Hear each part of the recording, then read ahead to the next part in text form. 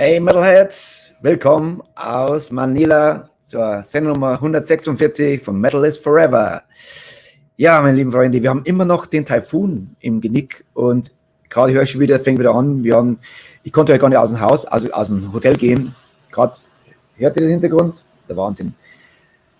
Taifun, Fabian, macht uns Probleme hier. Ich konnte keine Party oder Jungsabschied feiern heute, geht gar nichts. Das Haus ist alles unter Wasser, alles hier. Aber alles gut, wir sind hier heute mit zwei coolen Gästen. Jawohl, kann man eine Woche besser beenden als mit einer wirklich Riesenlegende und einer legendären Sänger. Also das ist der Wahnsinn.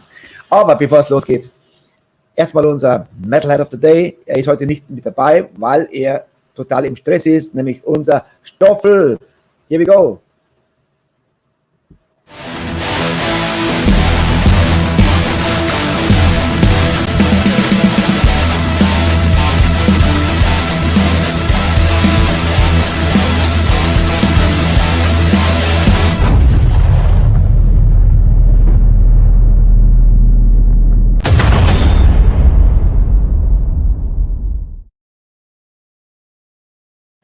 Jawohl, unser lieber Stoffel. Noch mit alten Shirts, habe ich gerade gesehen, habe ich ganz vergessen, müssen wir wieder updaten. Wir haben ja neue Shirts. So, aber bevor es richtig losgeht, wir haben ein Riesenprogramm heute, kann ich gleich sagen. Nehmt euch Zeit, holt euch was zu trinken, holt euch was zum Essen, denn heute wird es lang. Ich mache gleich durch, weil in der Früh geht es gleich weiter zum Corona-Test. Brauchen wir, dass ich überhaupt wieder wegkomme aus Manila. Dann geht es zur Hochzeit, wisst ihr. Also mache ich heute gleich durch. So, auf geht's erst einmal mit Werbung und dann Let the Madness begin. Die Metal is Forever Rockcast Show wird präsentiert von Hardline, das Rock- und Metal-Magazin. Überall erhältlich, wo es Zeitschriften gibt. Im Abo besonders günstig. 6 Ausgaben zu 25 €. Holt es euch. Hardline, das Rock- und Metal-Magazin. Der Vegan Ashes of Rock'n'Roll. Veganer Lifestyle ist lebendiger Rock'n'Roll. Wir sind Rebellen. Wir sind Veganer. Wir lieben das Leben und leben es mit jeder Menge Spaß. Fliesenspitzner, der zuverlässige Handwerker für alle Aufgaben rund um das Verlegen von Fliesen, Platten, Mosaik und Naturstein. Crazy Stuff Tattoo in Schwandorf, Tätowierer aus Leidenschaft. Dein Tattoo-Studio in privater Atmosphäre und für individuelle Tattoos. Luftraum Fürstenfeldbruck, die Rock- und Metal-Kneipe. Jede Woche von Donnerstag bis Samstag Rock und Metal vom Feinsten. Power Concerts Burg Lengenfeld. Wenn es um Konzerte geht, dann Power Concerts. Karten gibt's an allen bekannten Vorverkaufsstellen. Backguard Studios. Zusammenarbeit mit Indiscreet Audio. Das Metal Dream Team für die metallischen Produktionen vom ersten Ton bis zum fertigen Produkt seid ihr bei uns an der richtigen Stelle. Meldet euch unverbindlich bei uns. The Metal is Forever. Schwammerhandler. Fanshop Story Mall. Der offizielle Partner der Metal is Forever Rockcast Show.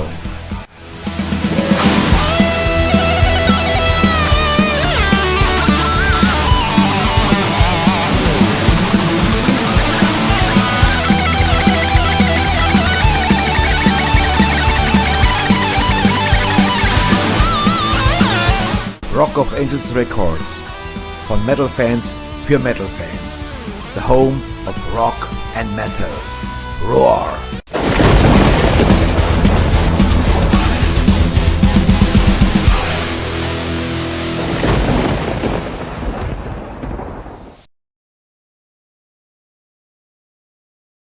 So, besten Dank an unsere Sponsoren. Und jetzt geht's los. Let the Madness begin mit einer Live-Aufnahme von Area Gergiroy Asphalta.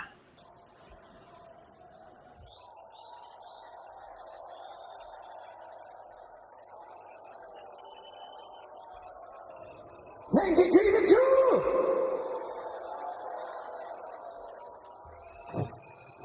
Great. We are very happy to be with you today. Keep it true. You are amazing, great, fantastic, and fucking crazy festival!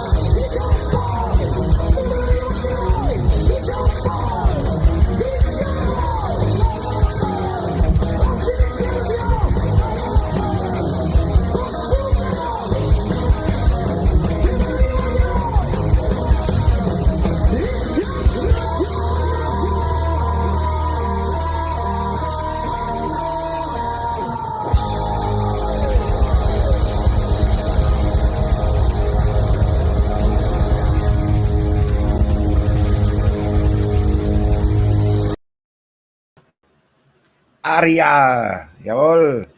Geroi als Falter, das ist russisch, glaube ich. Ne?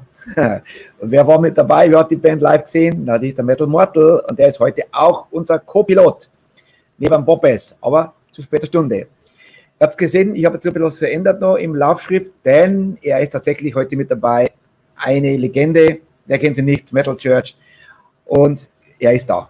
Super, super geil. So, liebe Freunde, es kommt heute mal was haben wir überhaupt nicht gehabt, weil eigentlich beantwortet es alle Fragen schon mit einem kurzen Film. Aber er ist so cool, dachte ich mir, okay, das muss sein. Dann werde ich ein paar andere Fragen rausglauben. Hier ist ein Clip von Todd Michael Hall und natürlich auch Kurt van der Hoof. Here we go.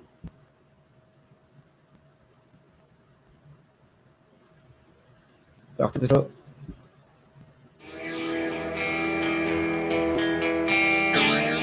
My name is Todd Michael Hall, and this is the making of sonic healing.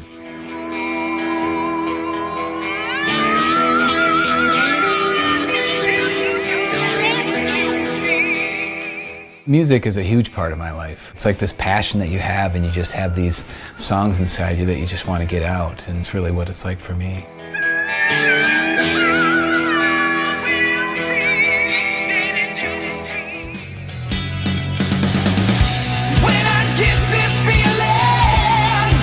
Sonic healing is like a phrase I made up, but it basically talks about how music can regenerate you and give you so much energy. Give me sonic healing, and my strength is unlocked. You know, that's what we were going for, just feel good rock. The impetus for this album, it really just comes from a love for the music that I grew up on. Boston and Triumph and Rush and Styx and Foreigner and REO Speedwagon. I took piano lessons when I was younger, and then my older brother was playing guitar, and when I was 15 years old, I got my brother's band. They needed a singer, and so I was finally old enough, I think he could try to get me to be in the band with him.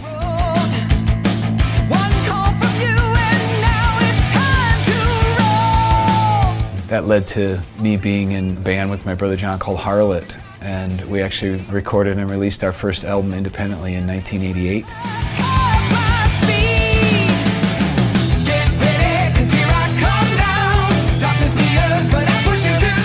We played around for a while, and about the middle 90s kind of stopped, and then I started getting back into it around 2005, 2006, somewhere in there. I feel so alive.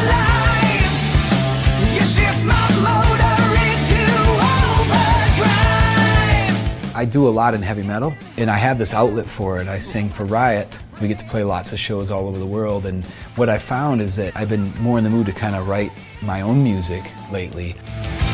Nothing to halt me.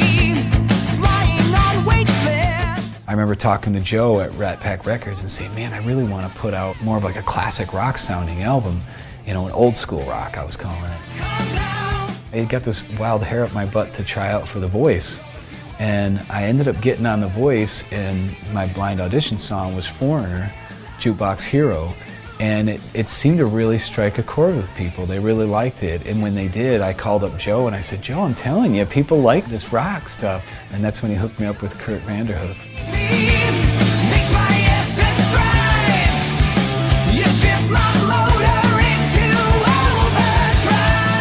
When Kurt and I got together, we totally synced and totally bonded over that style of music. He's like, yeah, when I pick up a guitar and just start playing riffs, that's the kind of stuff that comes out of me. I think what makes Todd stand out from most singers is the quality of his voice. Great pitch, great delivery, great tone to his voice. To be able to work with somebody like that wanted to do a melodic, old school rock thing, I jumped at it. So I ended up writing the music and producing the album.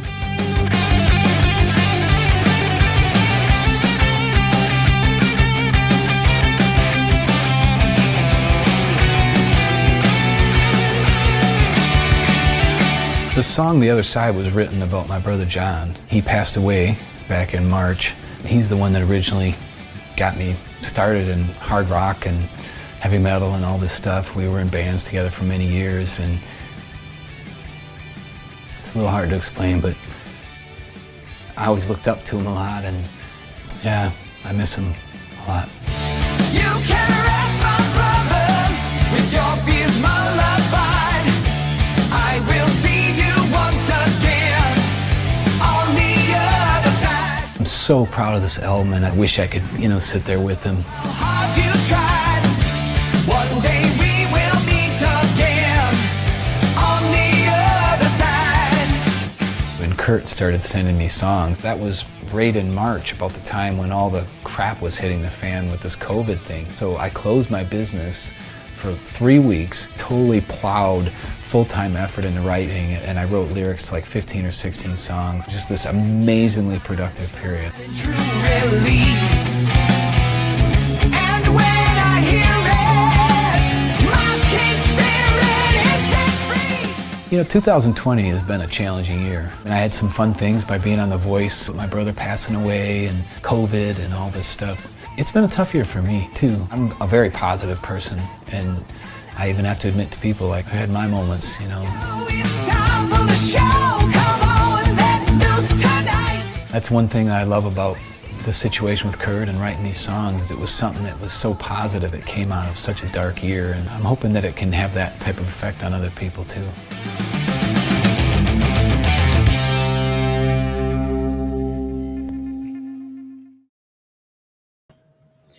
And welcome to the show, Mr. Todd Michael Hall and the legend, Kurt van der Hoof. Damn. Two legends in one show. What the hell? Yeah, exactly. What are you going to do? One line from Southern California. I give you permission to kick my ass, you know. So, thank you so much. Kurt, special that in short notice, you know, when I heard yesterday from Elke, we have to say thank you to Elke who set up everything. Elke, once again, great. She's one in our team, and she brings one class act after another. She's on fire. So, Todd, thank you so much. It actually was planned. It's a Todd Michael Hall show, but with Kurt, so there's unfortunately no song from Metal Church here, but we can talk a little bit if you want. But we are here today because you have a fantastic album. When I heard the album the very first time, I said, damn, you know, this is old school metal again, you know. And I know you from Riot 5 and some other bands. What brought you together or Todd, why you chose Kurt van der Hoof to produce this album and write the album?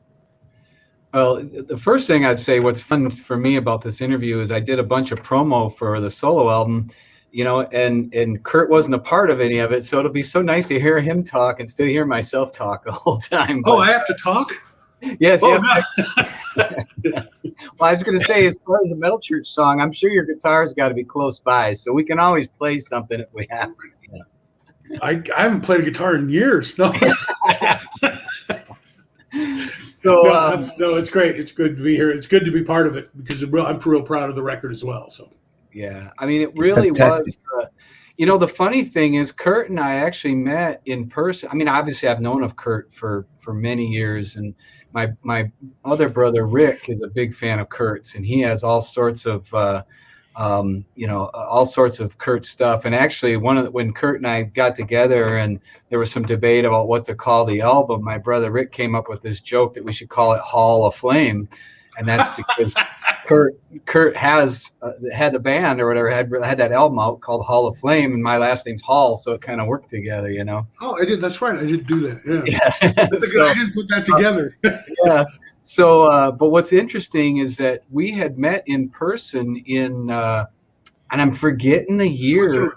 Yeah, it was in Switzerland, and it was a Z7 club, and I'm forgetting if it was 2016 or what, but we were doing some shows in Europe, and actually Metal Church was doing a run, and what happened is we just crossed paths. We just so happened to be opening up for them at the Z7. We had lined up that show, and it was a great show. And I remember when we were on stage doing sound check, Kurt was actually sitting at one of the tables out in the thing listening to us play, and I sat down and talked to him a little bit. He was telling me how he loved Swords and Tequila and stuff. And and all those Riot songs. Those we used to, before Metal Church became Metal Church, officially started playing our own stuff. We were playing Riot. We played Swords and Tequila, Road Racing, Kick Down the Walls, and Outlaw. We played at high school dances, you know, stuff like that. So no, big Riot fan. So when we got to play with them, that was great. So yeah, isn't it crazy? You know how life goes. You know, you're a fan of Riot, then Riot open up for you. You know, it's when this project comes to your mind. You know, you had some songs already in the drawers, or you composed, especially say, okay, I think this goes in this in this direction. How you started, Kurt, to write the music for Todd? Well, when Todd and I connected through Rat Pack, and we talked about the direction, it was like I had nothing prepared. I had nothing planned. It just kind of came out of the blue to do this, and it was a perfect opportunity for me to do, just straight up hard rock, which is, riff rock was what I call it. And the fact that Todd wanted to do that, I didn't have anything prepared. I just started from scratch. I just started like it says in the the promo thing, and that's very true. When I just sit down and grab a guitar without any intent, just rock riffs come out. It's not necessarily metal or prog rock or anything like that. It's just just straight up rock. And when we decided, when he said wanted to go that way, I'm like, I'm all in. I immediately jumped on it because I love it. That's what I love to do. And there was no hesitation, or I didn't have to stop and think about it at all. I just started playing guitar, and the songs started coming. So. The funny thing is, we actually started by, I loaded a bunch of my own songs up, and I tortured Kurt because he had to listen to me play acoustic guitar, which is, pretty horrible. and I forced him to listen to a bunch of my own songs and say, look, I've got these ideas. And Kurt smartly was like, well, there's some good stuff, but why don't we just start by writing, and we'll come back to that if we need some. And unfortunately, they're very diplomatic. Yeah. My trouble is when I try to write by myself, it's hard for me to rock out on guitar because I don't have that guitar playing technique. I'm more of a strummer on guitar. It's difficult to explain that. And so, for me, what's interesting is throughout my life, I've really always had a musical partner. My original musical partner was my brother John, and he would write the music, and then I would write lyrics and vocal melodies. So that's what I do. Burning Star, much less so, because Jack, when he would write music, he would tend to think of melodies while he's at it. But I did help out a bit on that, and certainly I helped write quite a bit of lyrics.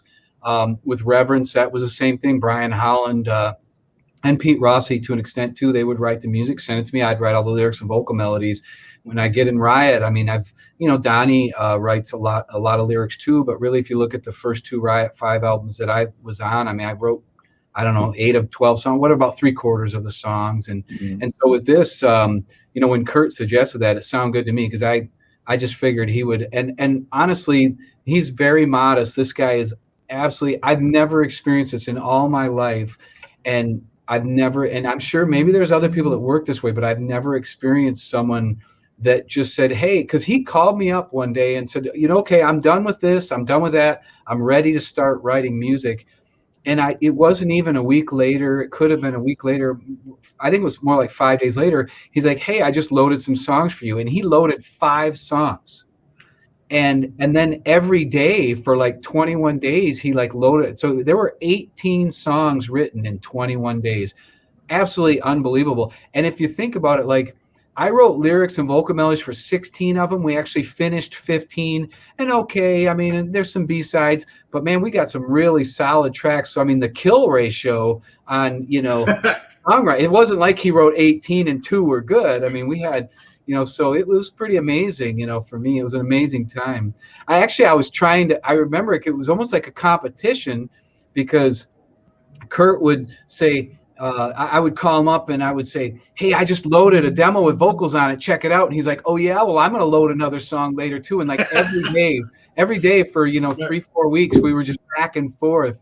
And it was just, it was amazing. I like I said, I've never experienced anything like that. It's been, I'm hoping Kurt felt the same. Oh yeah, no, it was a blast because again, I was doing the kind of music that comes extremely natural to me.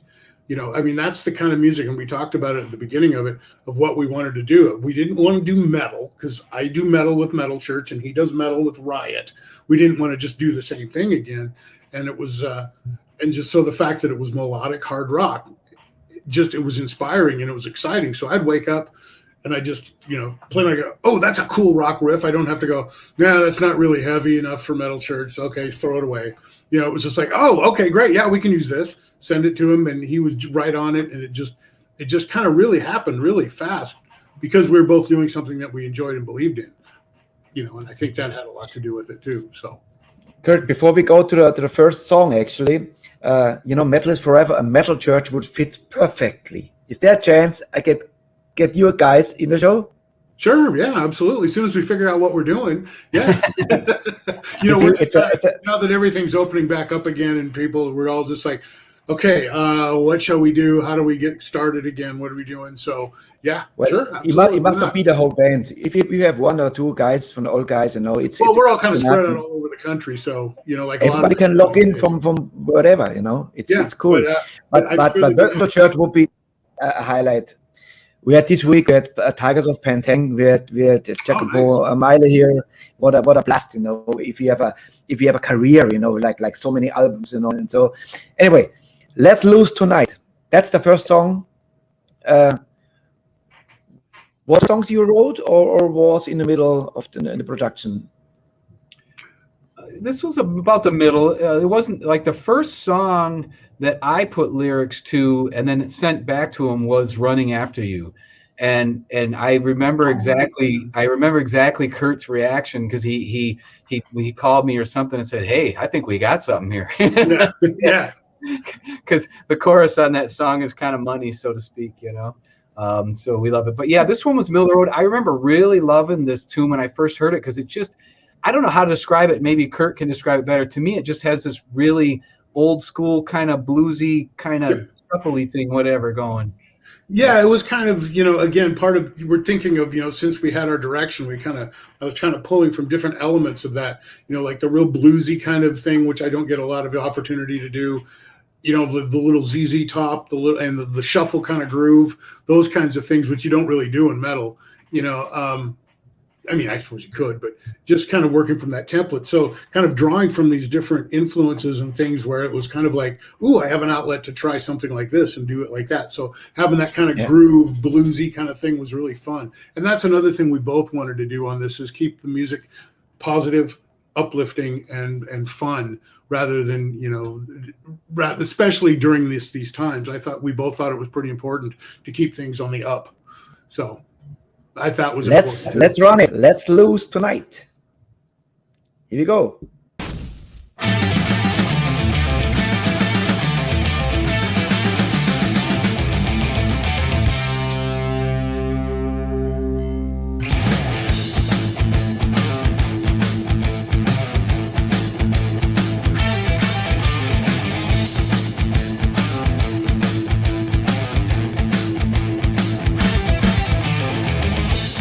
Day in and day out, I work my fingers to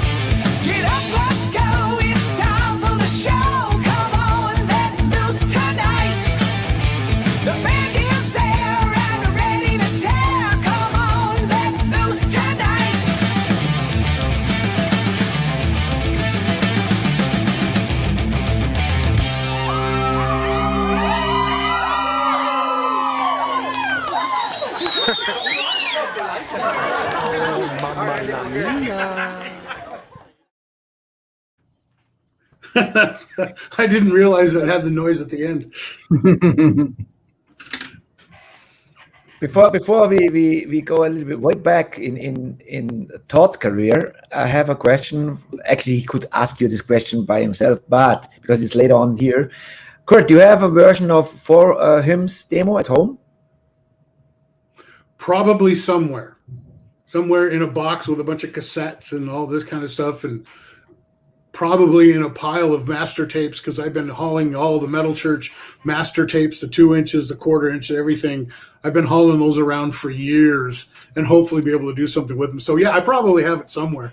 I could go dig it up. I told you, Mortal is a crazy motherfucker. He knows all little details, the little stuff you never expected. That's his thing, and that's. But you can say to him later because he's coming in a couple of songs.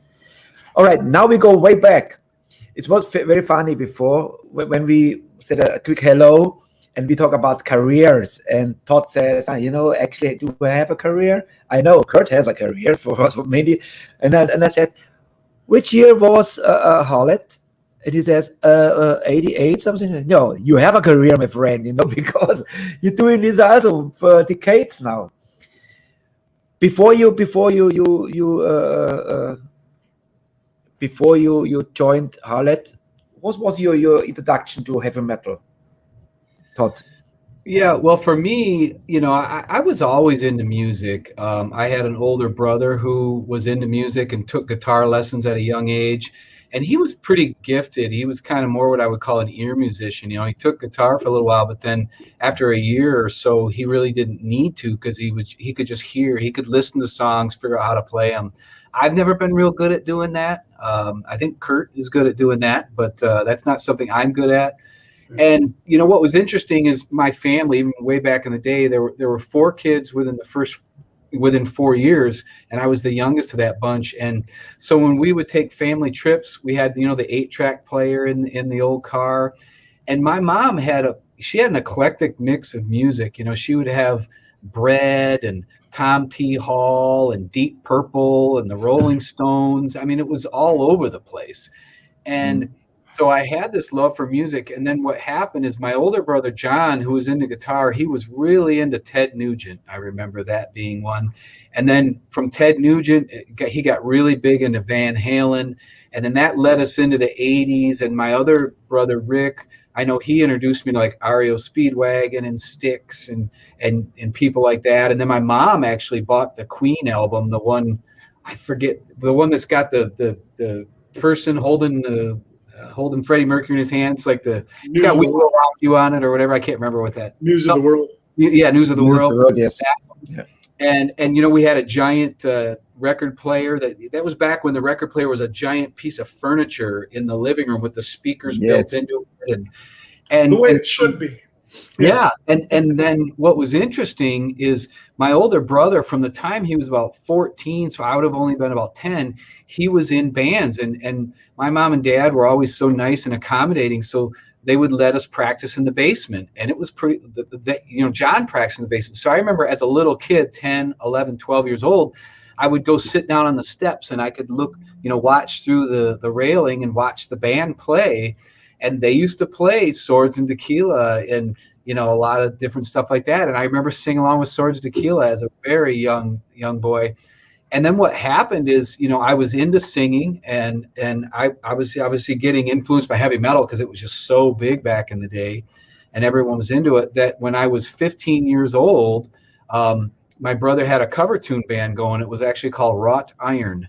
And I played out. He said, "Hey, we need a singer. Do you want to do it?" And I was actually quite surprised because at 15, I looked like I was 12, really. I was a very late bloomer. But I guess my brother was that desperate.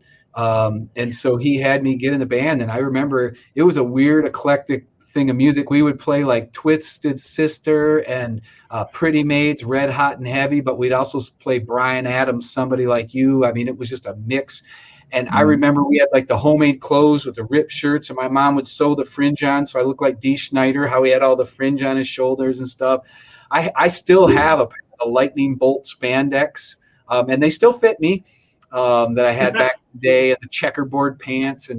And so that was kind of my introduction. I mean, I remember everybody was wearing wrestling shoes and leg warmers. I mean, it was just crazy, all the outfits. And we would play these like kind of nightclubs in the area. They were kind of more like backwoods bars, you know, or whatever. But it was weird. I was a 15-year-old, and it was even on school nights. So I'd get home at 3 o'clock in the morning and have to wake up at 7 o'clock in the morning to go to school. And so that was kind of my introduction to really that scene and the music and everything. And that really only lasted about a half a year, not even a year. And then I got out of the band for a couple years. And when I got out of the band, like shortly after getting out of the band, I saw Queensryche open up for Kiss on the Animalize tour. And that's when Queensryche was doing the Warning tour. And I remember watching Jeff Tate hit like the big note at the beginning of Take Hold of the Flame and stuff like that, and just being completely blown away. And at that point, I was on a mission to learn how to use my head voice, because I had kind of lost it. Like, I sang really, really high when I was a boy, but I went through puberty. I was a late bloomer. I was about 15 years old, and my voice changed, and I really didn't have the higher notes that I later learned how to do. And so I took about a year or so off. I even took some voice lessons. She taught me how to breathe, not how to sing high. And eventually I remember reaching a point one day where I told my brothers, like, hey, I can hit that note at the beginning of Take Hold of Flame. And they're like, really? And so I remember running upstairs to my brother Rick's bedroom, him throwing the vinyl on, and my two brothers sitting there with me, and hitting the note at the beginning, and like, not falsetto like I just did, but like full voice where I'm nailing it. I mean, I wasn't nailing it as good as I can now, but I remember both my brothers, and brothers, they can't give you a compliment. They just kind of went, huh, and then left. But it wasn't long later that my brother's like, hey, I'm trying to write originals now. Let's, why don't you be in my band again? And that was what became Harlot. We ended up doing a demo tape of an EP called Virgin Wings. And then I recorded that when I was 17, I think. And then after that, we plowed right into writing a whole album and recorded. So we did the 25 Gets a Ride when I was 18. And then in 1990, we actually recorded another 4 songs, I think it was. And those are bonus tracks on the re-release version of 25 Gets a Ride that came out on Skull Records. And so, so sorry that I talk way too much, and that was a really long answer, but so I go way back with this stuff. Kurt, when in the 80s, you already, metal shirts are already a big name. When Queensryche hit the scene, I feel it was a game changer, because there was a screamer like Rob Halford, there was the siren, Bruce Dickinson, but Jeff Tate brought it to a next level. Do you agree? Yeah, there was definitely, when that was a game changer for vocalists. Suddenly, that was the bar for singers. You had Rob Halford, who invented heavy metal singing, as far as I feel. That, and then like you said, Bruce Dickinson, and then you had the other side where it was more like Lemmy and more growling and things like that, just straight up. But when Jeff Tate hit the scene, suddenly the opera thing kicked in. I mean, even obviously more than Queen or anything like that. But when that kind of happened, that was like, okay, suddenly the bar got raised, kind of like for guitar players when Van Halen's record came out. Suddenly the bar went boom, and like, what are we going to do now? And exactly. It was great. It's like, yeah. Kurt, you have a little backstage now, because we give the stage to Harlot with a great track with a stranger. I don't think Kurt's ever heard this stuff. No, listen. And you know what? Before I hit the road with this, what is amazing, listen to this voice, what a young fella sings. And I saw you motherfucker, 3 years ago. I saw you live in front row in Germany, in Calm. And you was fantastic on this night. Rolf Schepers is a very good friend of mine. He was sick on this day. And I thought, oh man, it was a great show of Primal Fear, but you killed it in this night. And thank you. And now listen to this song now. I think, oh, man, this guy was already in 1988 a killer, So let's listen. I think in actuality, I really think, certainly for singing live, my voice is better now than it was back then, because when you sing live, you have to kind of learn how to do it and not lose your voice and all that. And I certainly have much better control and stuff of my voice, even in the studio now, than I did back then. But I mean, to me, it's tough for me, because I look back at the Harlot stuff and I'm really proud of it, but I also see, wow, okay, the songwriting could have been better. My performance could have been better. You know, it's tough. It's tough to look at stuff from so long ago, you know? But you know what? This is actually reminds me, if you listen to the early Van Halen, because there's a bass, guitar, drums, and vocal, you know, and it's not overproduced.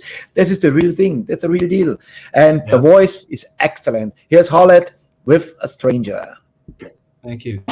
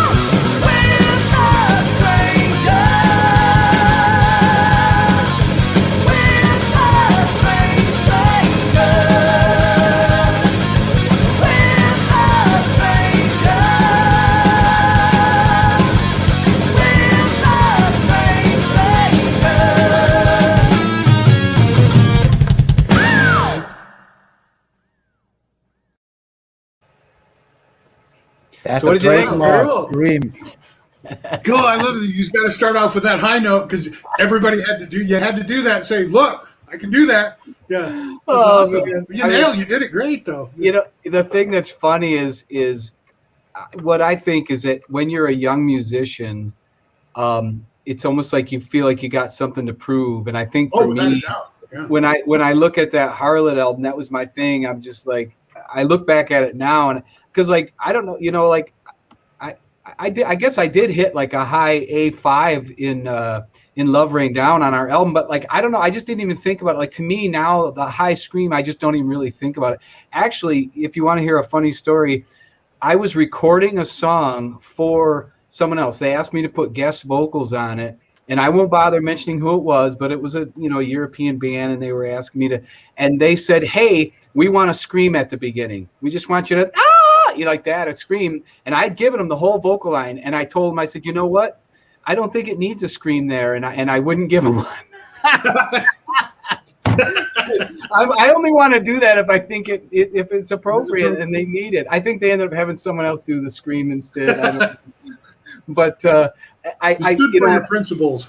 Yeah, I think what's funny is, but seriously, back then it was more like, and I think there was an element of that. Like I look back at my brother John at the time, and because he was writing most of that music, and this was in his phase where he was like really into like Stu Ham and all these kind of stuff. And I swear to God, like if you were to watch us live, we used to have a bass solo. We were one of the only bands around where he'd be and all this. He would be doing all this crazy bass stuff. And a lot of what's interesting and different about Harlot is you heard some of it on that song is they would have guitar, bass, harmony lead runs.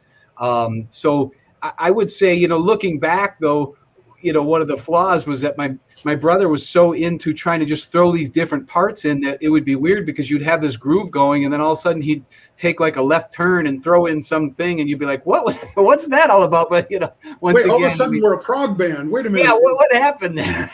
But yeah, I mean, I'm very, very proud of that album. It was a young guy. Looking at the picture, I mean, my brother passed away. Even the guitar player that was the guy next to me, Steve, is the drummer. He's still alive, but Tommy also passed away. It's been a while for Tommy because he died in a car accident of some sort. But we were just a young guys with a lot of passion, and like that was back when it was like, man, we're gonna get signed. We want to do this, and wow, yeah, it brings back a lot. Did you hear from Harlot back in the days, Kurt? Oh God, no. You heard from Harlot before, or was it? No, I have no idea. No. What's interesting about that, Richie, is that we played in the Detroit scene, and there were some people that through mail or whatever that we knew, but we were mostly a Michigan-based band. But what happened is in the '90s, I was contacted by a distributor fellow. Because Harlot, we ended up putting out another album, but instead of calling it Harlot, we changed the name of the band to Pulling Teeth. So I actually have another, and it was like released in 1994. The music is really eclectic. You can tell we were getting influenced by grunge and stuff. So you might have a song that sounded like Black Sabbath, something that sounded industrial, and something that sounded new wave, So, but I got contacted by a distributor, and he said, "Hey, I have people in Europe and in Japan that want stuff," and I was trying to sell him my Pulling Teeth CD, and he was like, my people are actually, I think they're more interested in the Harlot stuff. Do you have any of those? And I had like, I think 150 or 200 of the maybe I think it was 150 of the Harlot CDs left from the original printing of like 500. That was it. We had 1,000 cassettes and 500 CDs, and I sold this guy a decent sized batch. It wasn't much though. It was somewhere between 50 and 100. I sold him, and he stiffed me. He never paid me for them. He sent them out to Europe and to Japan, and believe it or not, that's how the name of Harlot got out. It was in the 90s. It got released when everybody was into the underground scene, digging up old heavy metal bands from the day, because we were independently released. We weren't on a big record label or anything. So it's really actually quite funny to me that anyone knows about Harlot anywhere around the world. But I guess that's the kind of the joy and the curse of the internet. It's people can share music now. So we drifted a little bit away because it was so close to the next song. Because of course, after the song of Harlot with your brother passed away, you wrote a beautiful lyrics to a song, "The Other Side." But what is amazing. If you hear, okay, he wrote a song a lyric for his brother, you expect a sad ballad, you know. But no, it's a rocker.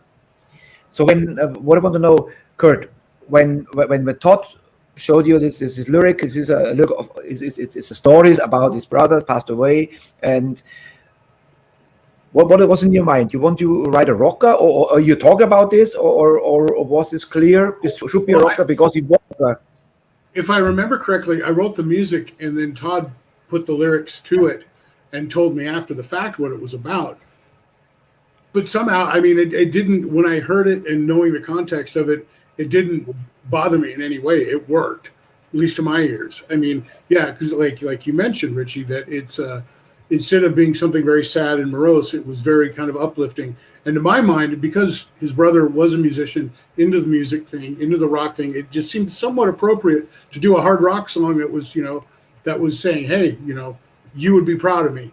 You know, you would be proud of what I'm doing. This was a kind of thing. So it seemed to work, and it seemed appropriate to me because it didn't go to the dark side.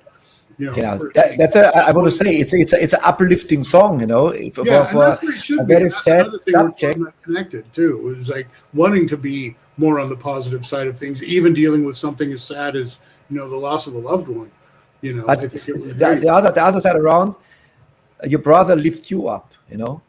And it's a beautiful song, a great chorus. And let's listen to the song. It is only now the cover we have because you don't produce so many videos.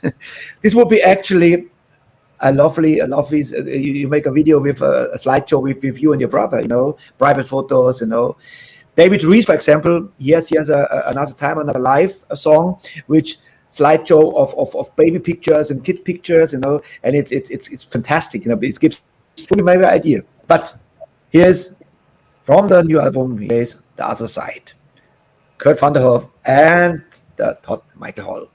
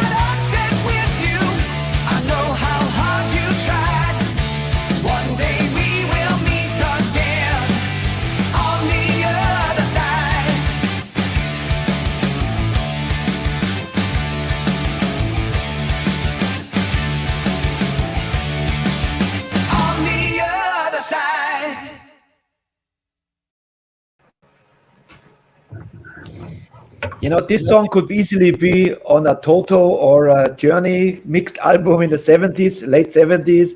This vibe, this very, very. That's exactly what we were trying to do.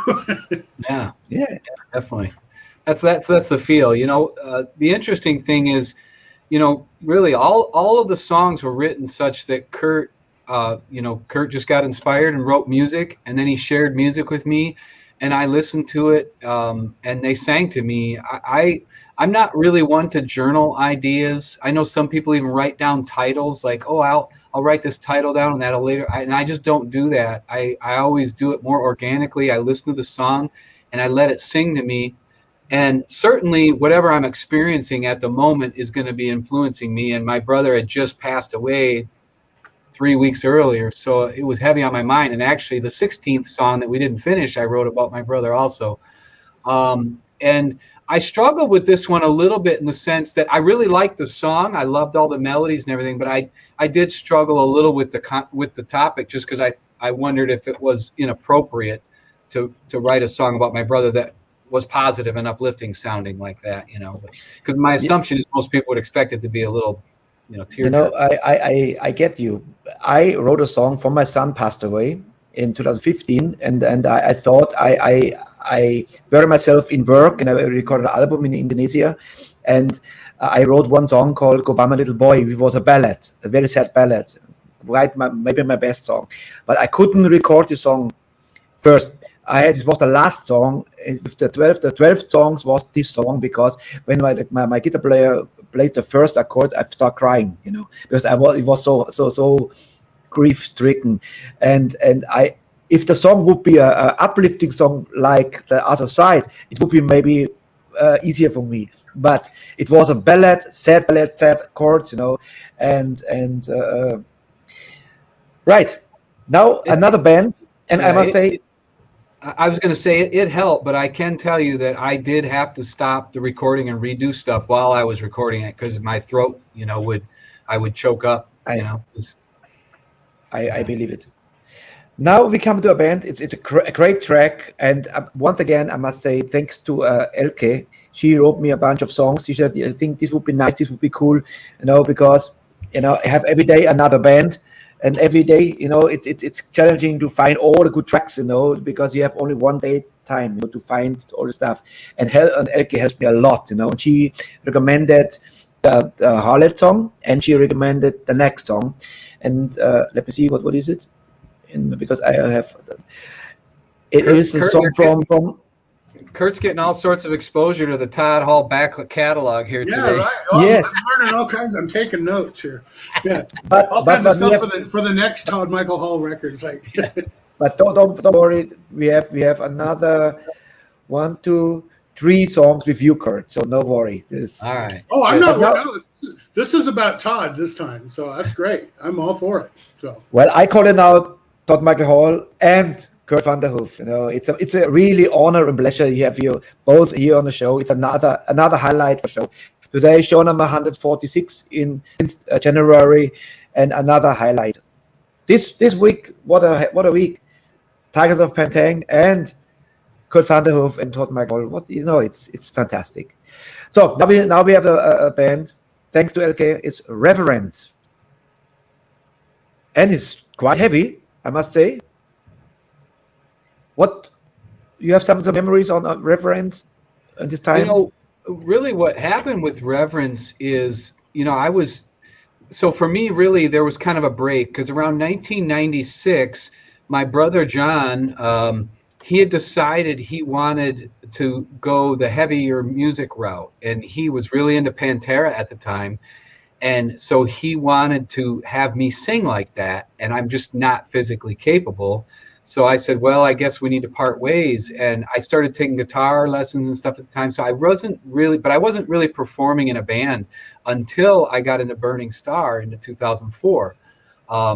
Jack Starr was looking for a singer. I mailed my stuff into Magic Circle, and Joey DeMeo picked me. Joey DeMeo from Man of War, he actually called me up and we talked, and then I flew out and he actually picked me to be in Burning Star. So I guess that's my heavy metal claim to fame right there.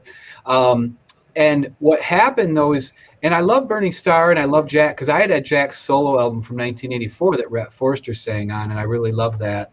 And I really enjoyed being in Burning Star with Jack and Ned, but the problem is they're in Florida and I'm in Michigan. So we didn't really get to work together on music so much. And so when Brian Holland approached me about putting a band together, I wasn't really that busy with Burning Star. And I said, hey, let's try it. And so we ended up putting together Reverence. We just started writing music together, and it became Reverence, where there's a lyric in one of the songs I wrote that said, bow down in reverence, bow down in fear. And that's where the reverence word came out, and that became the name of the band. And we were just wanting to write a great heavy metal album. And I think Reverence for me was my opportunity to have full kind of responsibility for the lyrics and the vocal melodies, because Brian and Pete Rossi to an extent too they would write music, hand me a demo, and I would write lyrics and vocal melodies. So very similar to what Kurt and I did, but just a different writing partner. That's my song. I chose the song "Gods of War." Any memories on this song? Yeah, I really, the fun thing about Gods of War is that the title of the song just really stuck out with me, because that Gods of War, that, like, when I was listening to it, it screamed that to me. I do have some funny memories, because when we filmed the video for this, because the drummer in this band is Doc, who was in Sabotage, or Sabotage. I don't know if I pronounced it the right way. And so Steve, Dr. Killdrums, Dr. Killdrums was the drummer. And so, and he's also, nowadays, he has his own like gun shop or something like that. He sells guns. And so I remember we're like, well, we're going to go for this kind of, soldier motif. And it just so happened my father owns this old French military vehicle. So we were able to get that involved, and we just did it in the area around my plant where there's some woods and stuff. And I remember walking around with guns, and it was pretty funny. So it was a good time. So. All right, let's listen to Reverence and Gods of War.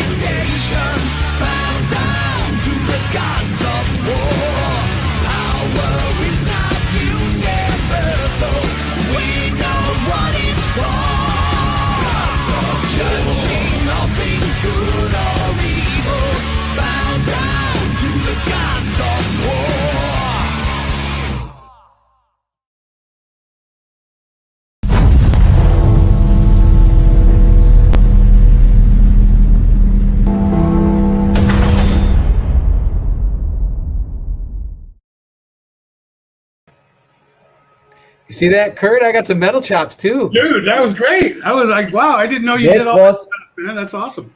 This was our metal shirt, our metal bell, for all guests outside, the new guests. I see so many names and never before. Thanks to Todd and Kurt.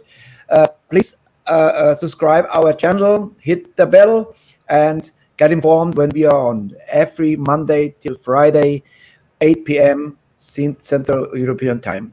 Und ihr draußen, alle neuen Gäste heute, die zum ersten Mal hier sind, einfach mal abonnieren, da seid ihr mit dabei. Wir haben jeden Tag eine neue Band, 5 Tage die Woche, von Montag bis Freitag ab 20 Uhr und seid informiert, seid dabei und wenn ihr Lust habt, ihr könnt auch beim Fanclub mit dabei sein. Der Show bleibt dabei, dann seht ihr mal, was abgeht.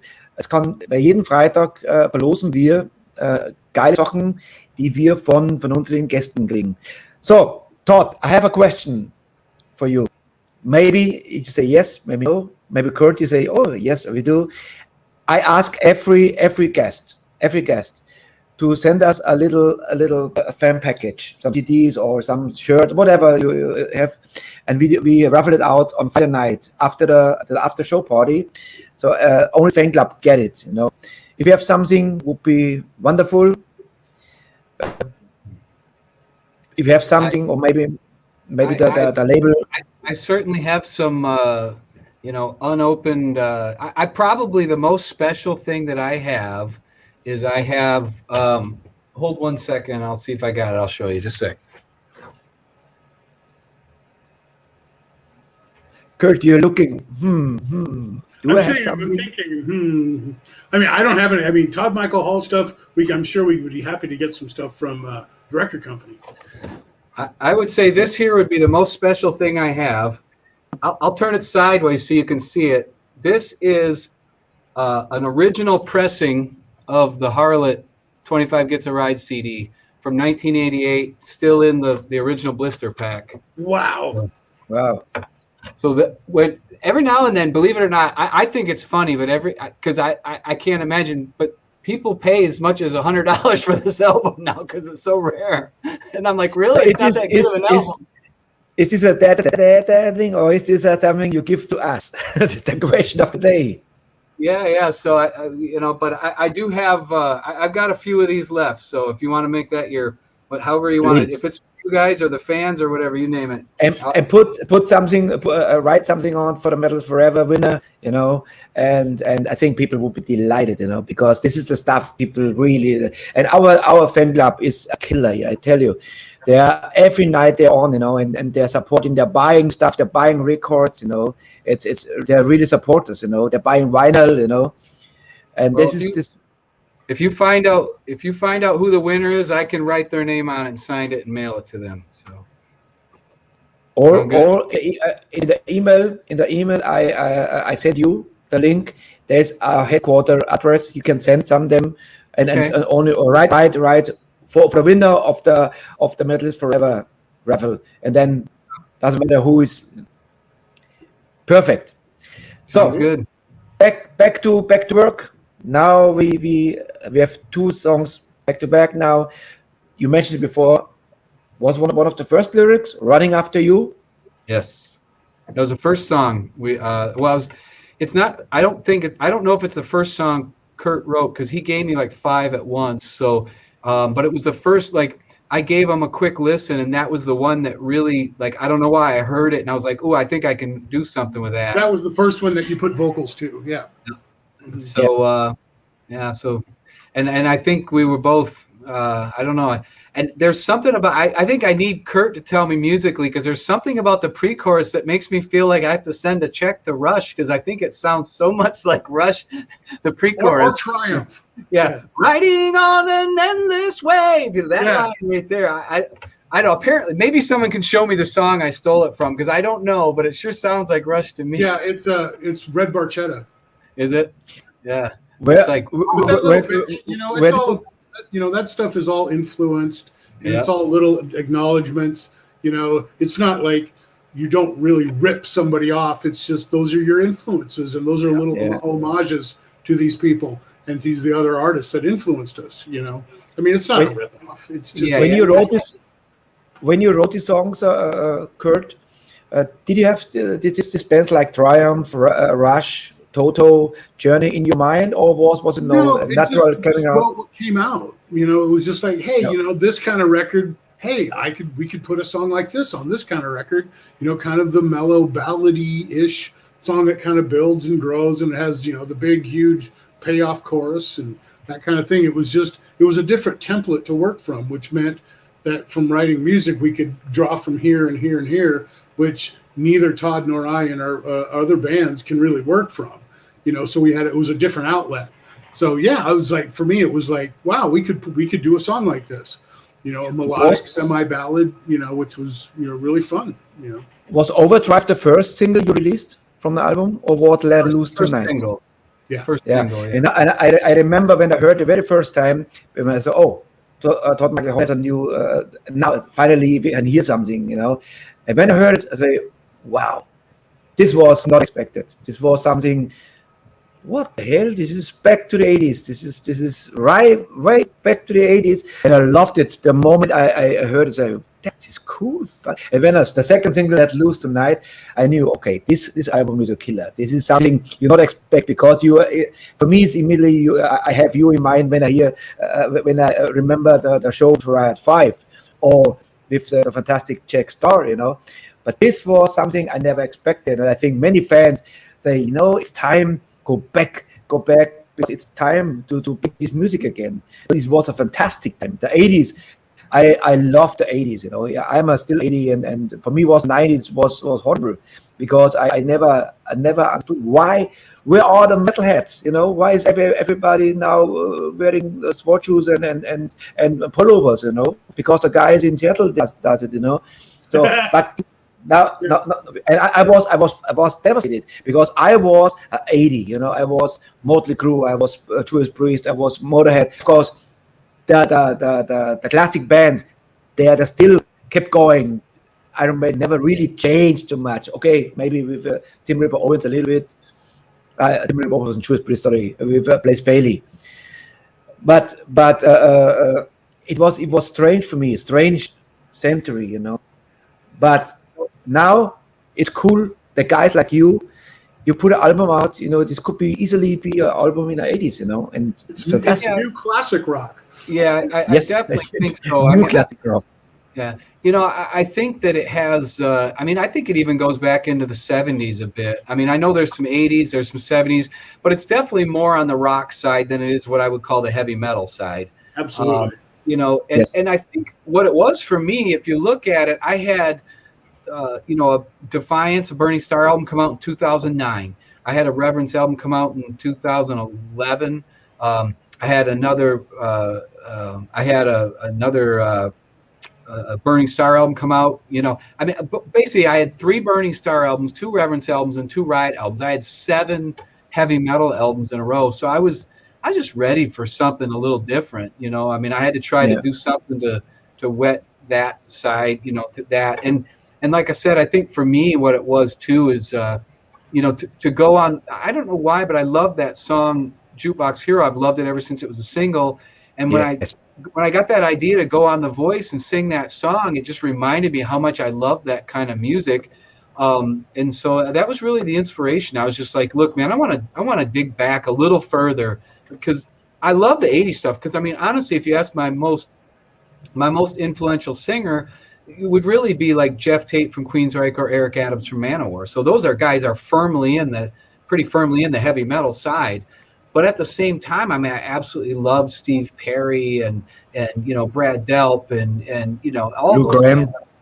guys. So it's just Lou Gramm. It's just hard. And so I think the difference for me on this album is when I think of heavy metal, I think of double bass. So I just think of because a lot of heavy metal has double bass all the time.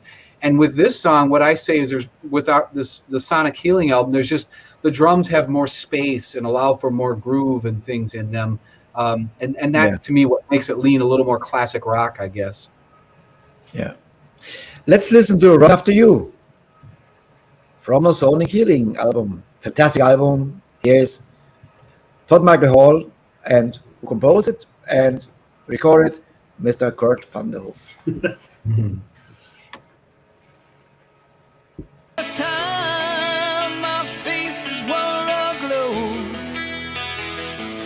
Cruising the streets at night, even though we had nowhere to go. Never thinking of the bumps that lie ahead. We cast aside all our fears and chose some foolish whims instead. Riding on an endless wave, our minds on overdrive. Feeding off the energy of young hearts so alive.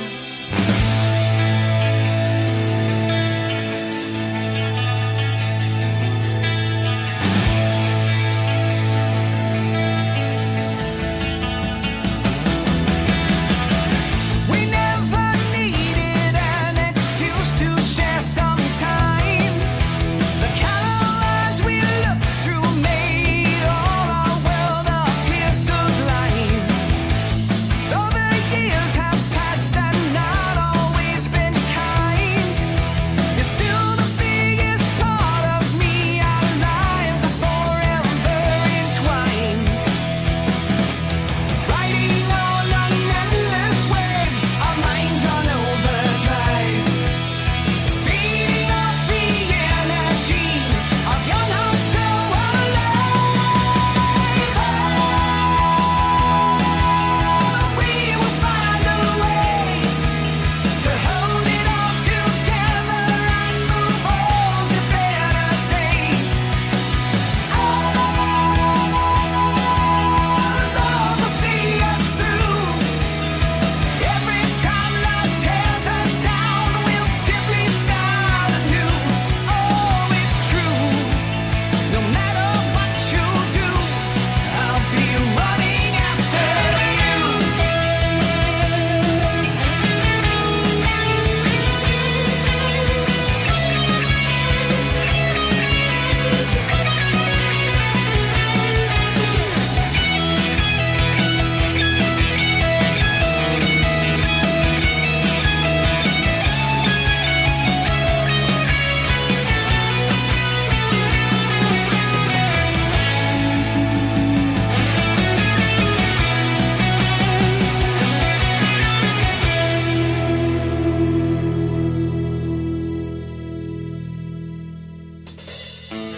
I know you still have some doubt, but just because we've grown does not mean we are all burned out.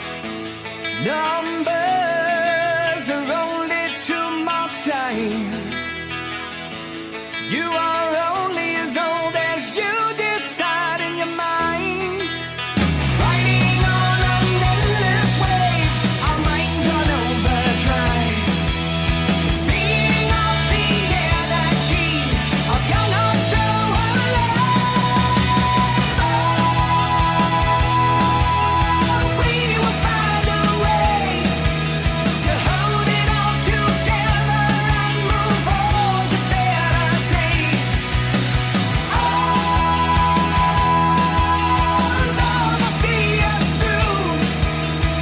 Every time life tears us down, we'll simply start anew. Oh, it's true.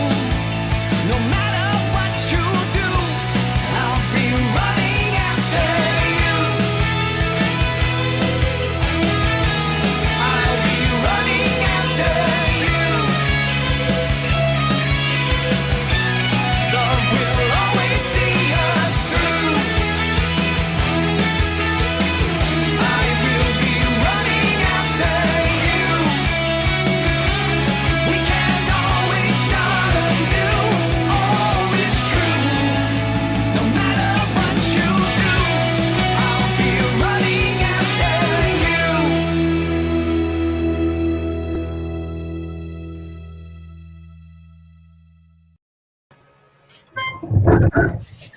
I guess Getting Lee would be delighted to hear the sound of music again, because this reminds me very much of Getting Lee's voice, this high voice, beautiful song. Which is interesting because, I mean, obviously I listened to a lot of Geddy Lee because he was on the radio and my brother had some of his albums, but I don't actually have a Rush album, believe it or not, because I said I quit. Yeah. Well, the thing is, there are some bands like that they were so much on the radio. Like Led Zeppelin's another one. I never bought a Led Zeppelin album until Motherload came out. And that was like way in the 2000s or something, I think, because I just heard it on the radio all the time, and so many other people played it that I didn't feel the need to buy it, you know. And so what's interesting for me is, you know, on one hand, I wouldn't consider Geddy Lee a big influence, but when you listen to someone's music, you're getting influenced, you know? So, and I don't know. What's weird for me is when I listen to Geddy Lee sing, I think, man, I can't sing that. That guy sings so high, but apparently I do too, I guess. Yes. That's what I originally thought about Riot. When I first heard Thundersteel, my older brother played it for me in the basement, and I remember him jamming Thundersteel, and I remember thinking, "Oh my Lord, who can sing that?" So, You can. You, my friend, you. Kurt just wrote us in the chat, in the private chat. We should mention something very important. There's some iron in the fire, right, Kurt? Oh yeah, definitely, Todd. Now, yeah, we're discussing doing a new record. Definitely, yeah. Damn. Yeah, in the next few months, we'll start the writing process for that. Yeah. So I you hope heard it first. so. You had it first, right? This is the first time you mentioned this. Yep. Yeah. Exclusive for here. Yeah. Well, I've told Active in people Metal Forever. That's right. I've told people that I would like to, but I never had confirmation from Kurt, you know. So Well, you just did. We did it publicly now, so we have to hold me to it. Yeah. well, you know, the thing. I mean, obviously, we got to do that. I mean, it was such a great experience. You know, Yeah. And people seem to like it, so that's even more better.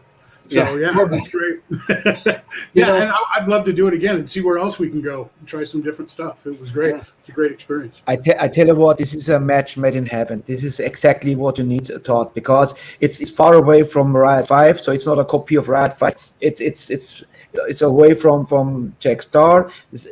Every artist has on right, and this is on glass, and this is a fantastic way how you impress yourself, and I think it's my opinion, it fits you perfectly.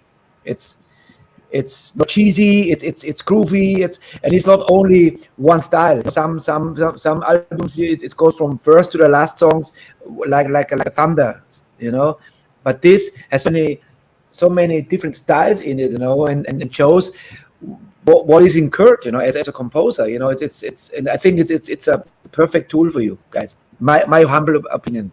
Yeah, no, it's great. I mean, it's a great outlet because again, I feel really fortunate because I have a lot of musical outlets. I have Metal Church to get my aggression out, but then I also have Presto Ballet, which is my prog band, which is what I'm just starting to write right now. So as soon as that's done, then I'll probably get into the Todd thing. That would be the next project. So having all these different musical outlets and not being stuck in one thing is really a blessing, because then I can try different stuff and challenge myself as a writer and see what I can come up with. It doesn't necessarily mean that I'm great at all of it, but it's more at the point of just trying to do it and expand, you know, the writing of it. So it's great. You know, I love that. So, you know, I am blessed in the last 7 months to interview legends. For me, legends. If somebody is really 40 years in the business and still doing and still thinking, and I ask all the same question, like Blaze Bailey,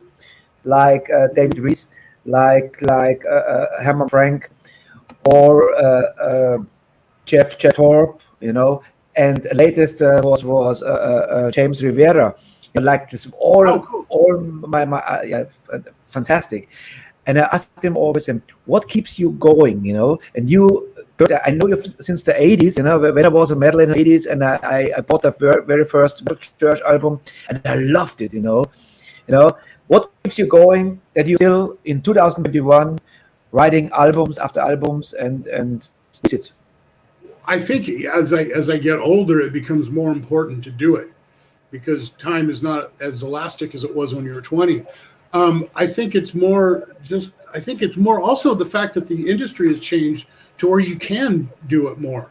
I mean, to where it's not, if you're signed to a major label like back in the day, the old business model, you would do this and then you would tour and then you would do this. You were completely under control. But the way the new music business works, and especially with my relationship with Rat Pack, you can put out different kinds of stuff, and it's direct artist to fans. You don't have to deal with the marketing aspect of things. So it's like an outlet. You can do this, and so many other artists are in multiple different projects and doing that kind of thing. And as a musician, that's really inspiring, because then you're not stuck.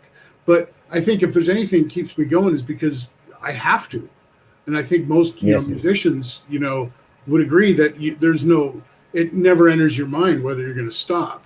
That's just not it's not a possibility. Maybe you can, with your words, you can help us, because Elke wrote to Rat Pack already, and also I wrote to Rat Pack to get involved with us, because you have so classy bands on this label.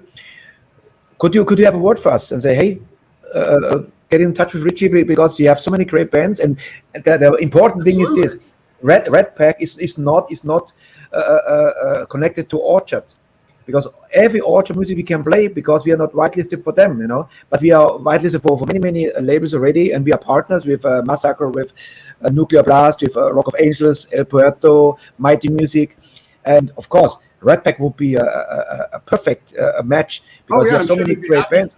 Yeah, they're great. They're great people over there. They have a lot to do with the fact that I'm still, I'd be doing it anyway, but still doing it in a capacity where, the records are getting out and stuff like that, because of our working relationship with Rat Pack. It's made me enjoy the way, when things really started to change in the music business, I was really worried. I was really skeptical, because, the downloads and the piracy and the change, major labels and shutting down and the whole thing. I was really worried. But now it's kind of turned around enough to where you can have relationships with independent labels, and it's awesome. It's really good. You can call the label and they'll answer the phone, and things like just little simple things like that, and you can work with them directly, and you can make a lot of music, and a lot more music comes out. You don't sell the big, huge amount of albums anymore, but you don't need to, and it makes it, for me, speaking for myself, it makes it about the music, makes it about the art rather than the business. And that to me is priority one. So that's what keeps me going. I work as an A&R for Rock of Angels Records, Roar, and I signed 2 bands this year, already. And and I can see this how it works. Label before was a mighty label, a contract, big company. It was like, if you sign the contract, it's then. But now it's different, and I agree. So I have one more song before I bring in our legend, our own legend, Metal Model. But we have one more song, To the Bone. Something to say about this song? To me, when I first heard, there was just this. To me, this is the one that I feel like kind of really sticks out as being different. And what's interesting is I don't really consider myself a bluesy guy. I don't know why. And it's not that I don't like it, because I think a lot of times I assume when I think of bluesy stuff, I think of singers that have more rasp or more rough of a tone to their voice, and I don't really have that.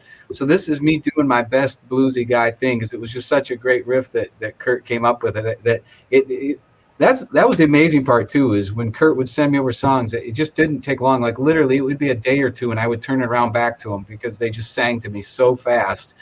It was amazing. Yeah, that was fun. Let's listen To the Bone. Ready? Let's kill the bitch. Here we go.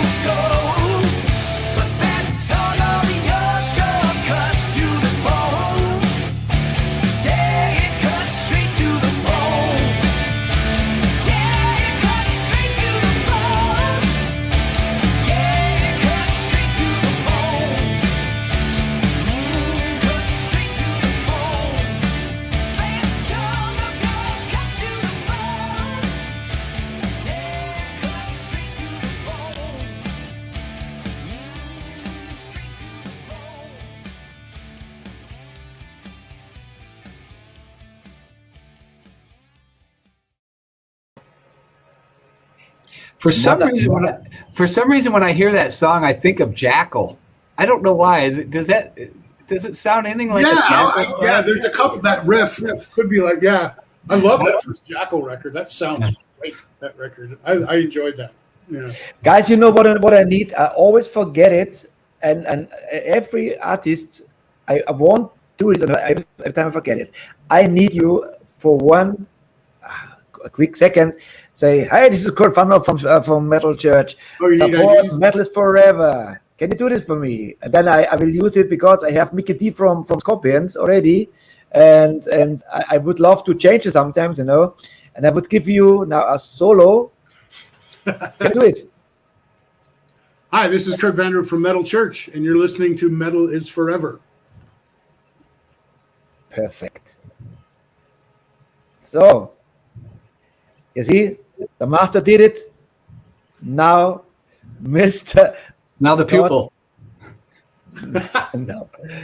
I need you to say something from quite on Riot 5 or whatever.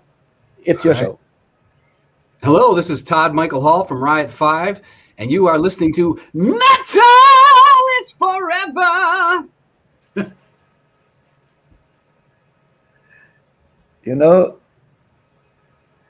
I think Ralph will say, yeah, man, hey, this is not the melody because it goes up, Hi, this is Todd Michael Hall. Right? Yes. This is Todd Michael Hall from Todd Michael Hall. Yeah, this is Todd Michael Hall from Todd Michael Hall. Michael Hall. This is Todd from the fuck, So now we bring in another motherfucker, now the legend, our own legend from Metal is Forever. Welcome, Mr. Metal Mortal. Hello. Hello. In Lower Bavaria, we say, grüß Gott, miteinander. Oh, wow. Hello. Hello. Hello, Mr. Todd Michael Hall. Hello. Mr. Richie Newton, alter Britzenbusler. So genau. It was an honor for me. I don't lick ass, but it's an honor for me. I have the first and the third demo from Metal Church. Oh, cool. Oh, wow. The second is failed. Oh, no. and from Todd Michael Hall, I have, of course, all the Riot records and the records with Jack's Burning Star and Parasite. Nice. So that's my introduction. Thank you. You're for real. And now this is the motherfucker who was behind me in the show in Calm. Hello, Richie. Let me tell something. What? Okay. What? Let me tell something. Todd, do you remember the shows with Jack Starr and Keep It True with Martha Gabriel? Yes, I definitely do. That was a great show. I had very short hair. Can you remember how the audience is growing up? Yeah, I was actually very surprised, really, because we went on fairly early. I think it was only around 4:30 in the afternoon, and so I was worried, because some of the shows, the crowd's not very big. 4 p.m. 4 p.m. Yeah, and there was a big crowd. I had a lot of fun, and I had a really fresh haircut, Kurt. You'd be surprised. I had it shaved with the #1 razor. I mean, it was I had a little flat top. It was like a crew cut. It was another man. Yeah, Jack was in the show. Look, Richie, Kurt looks also like 40 years ago. Yeah, that's one thing nice about losing your hair real early. It doesn't change. It gets it out of the way. Yeah, you don't. I don't change. It just It just whenever if it grows out, you can see that it's gray.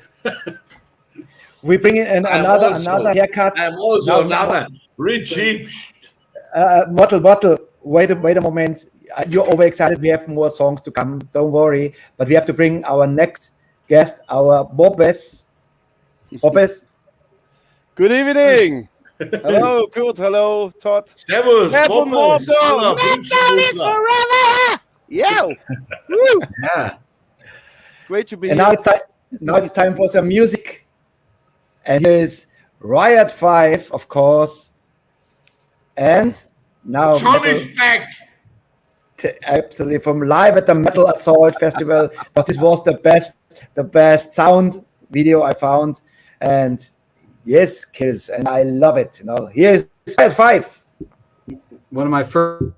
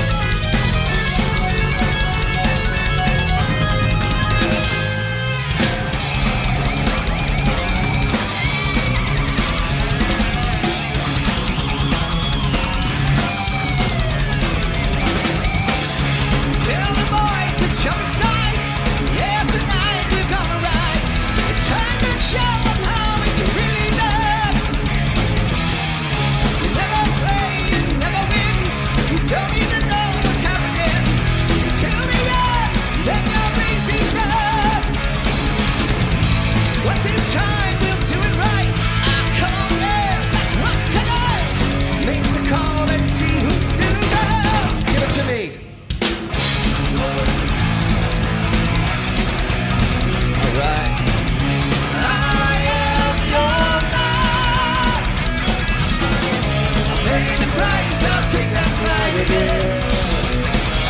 Nothing stays out. Don't look now, but Johnny's back again. I am your man. Pay the price, I'll take that slide again.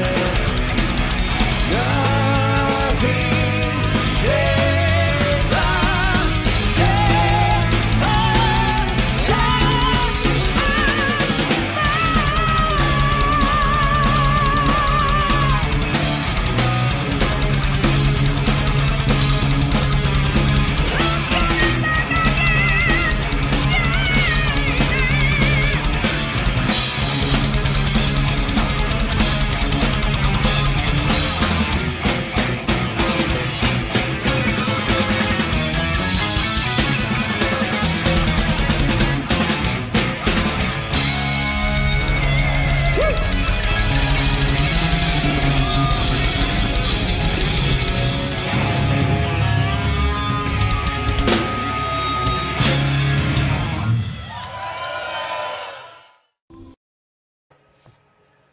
That was only my second show, the second show with Riot. So I listen to it now and I think, well, I think I'm doing a little better than that now. So.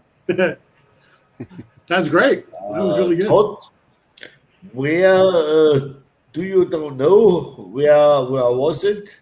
I know it. That show? That was in Würzburg. Yeah.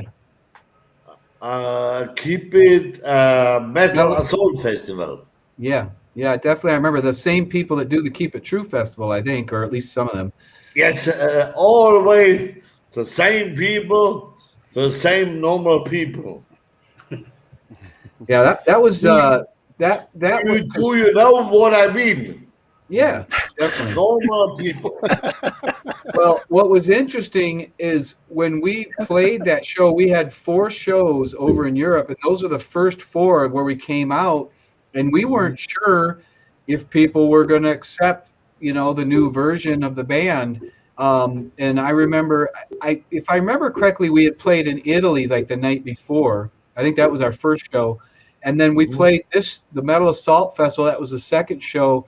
And it seemed like a big crowd to me, and they were just really supportive. And I remember being really happy and really excited. I remember meeting Jürgen backstage and stuff. So it's amazing how many memories. And that's our 2014 already. So time flies. Yeah. Pues, hast du Fragen? No, Rich, I have one question to Mr. Vanderhoof. Yes. What do you think about, well, here I read, every people is a metal church fan. But I go in concert, 1903. There was pronounced hunting in a balance. Oh, okay. I go 170 kilometers to Munich, and there was only 37 people.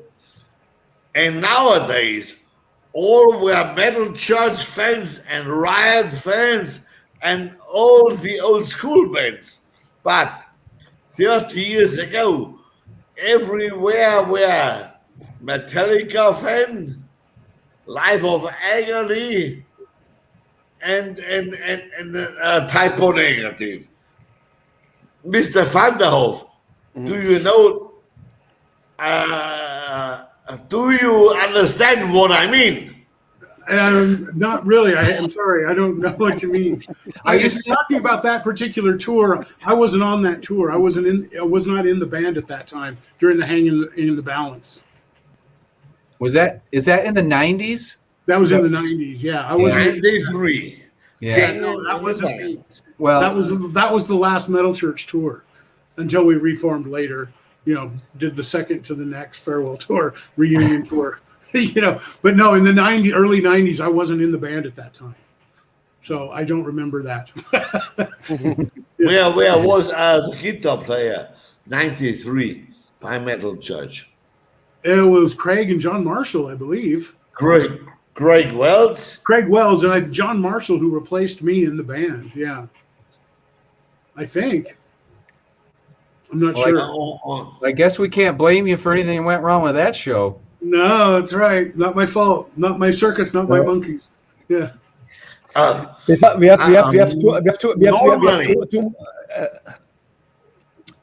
have two more songs. Normally, I have interesting about heavy metal by hanging the balance. You're not available. Oh no, I had left the band and became songwriter and producer. I was no longer touring in the band anymore. I was still writing the songs and working on the records with the band, but I was learning to make records, and I kind of got out of the touring aspect of things for a while. You have contact with Kirk Arrington. Yes. Mm-hmm. Yeah, we're all still friends. Yeah, we're all still in contact. Yeah. Say him from me. I am a normal man from Lower Bavaria, but I know he makes my life good. Tell him.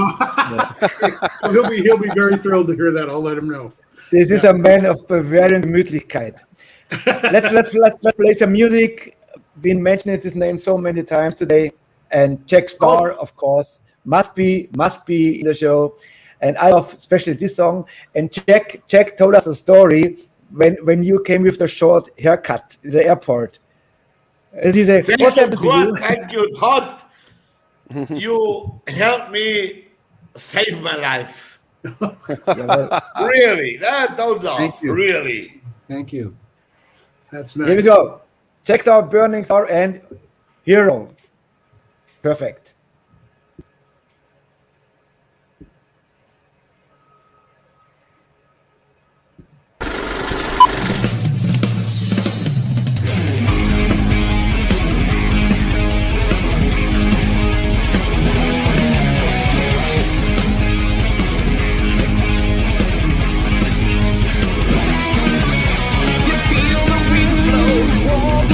Now from a distant shore, and in the ivory tower where you live, it's not secure.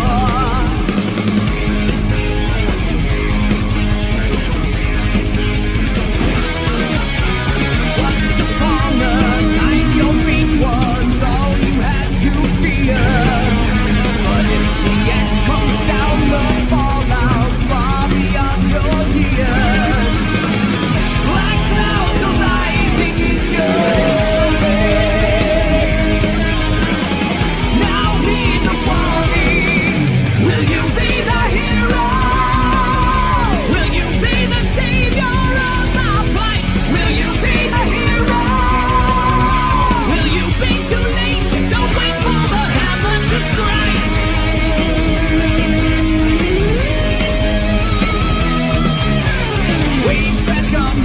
Shoreline as the seas are rising higher, and as the clouds of death besiege us, a beast with eyes of fire.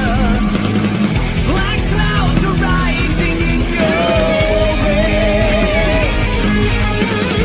Now heed the warning. Will you be the hero? Will you be the savior of our fight? Will you be the hero?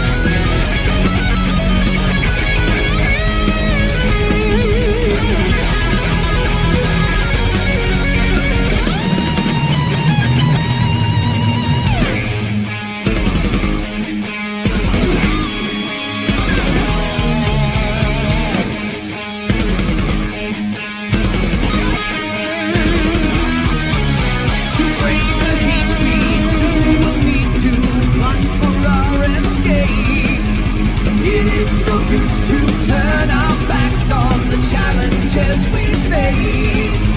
For those who fail to recognize the fate that soon could come.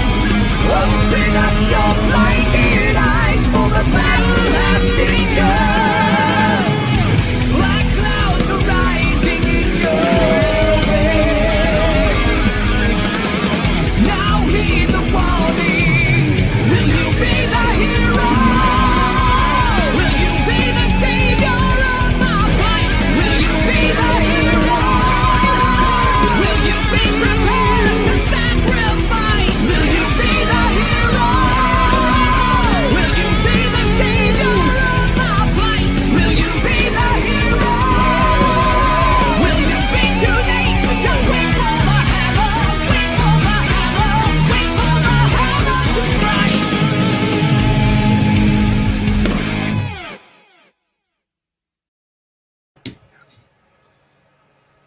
Woohoo! More metal Hero. street cred. Metal! Beyond the black! Wat los er was drungen, aus der Quatsch. Irgendwie bist du gesprächig. Kinderkuller. I guess, you know, Kinderkuller, Kurt, das ist- maybe we got to do a metal album one of these days, Kurt. I don't know. Scheinringkuller. Nah. Since January 9th, no drink alcohol. Very cool. Congratulations. Yeah. Todd, Another problem. you wrote the lyrics for Hero? Or was it No, a check? actually, I believe that Ned, the bass player, wrote those lyrics. I think that's predominantly Ned's song. Yeah, I remember that. So Ned Maloney wrote the lyrics and I believe most all the music, but I think that he and Jack might end up working together, so maybe he gave Jack a co-wrote, but I think it's Ned's song, really. It's a great song. Yeah, I thought it turned out good. The video, well, a little too much of really close-ups of me, but, you know, what can I do? It's always weird seeing myself in a video, you know, I cringe a little bit, you know. Oh, I never watch videos that I'm in. I'm always like, or I just don't watch them. Yeah.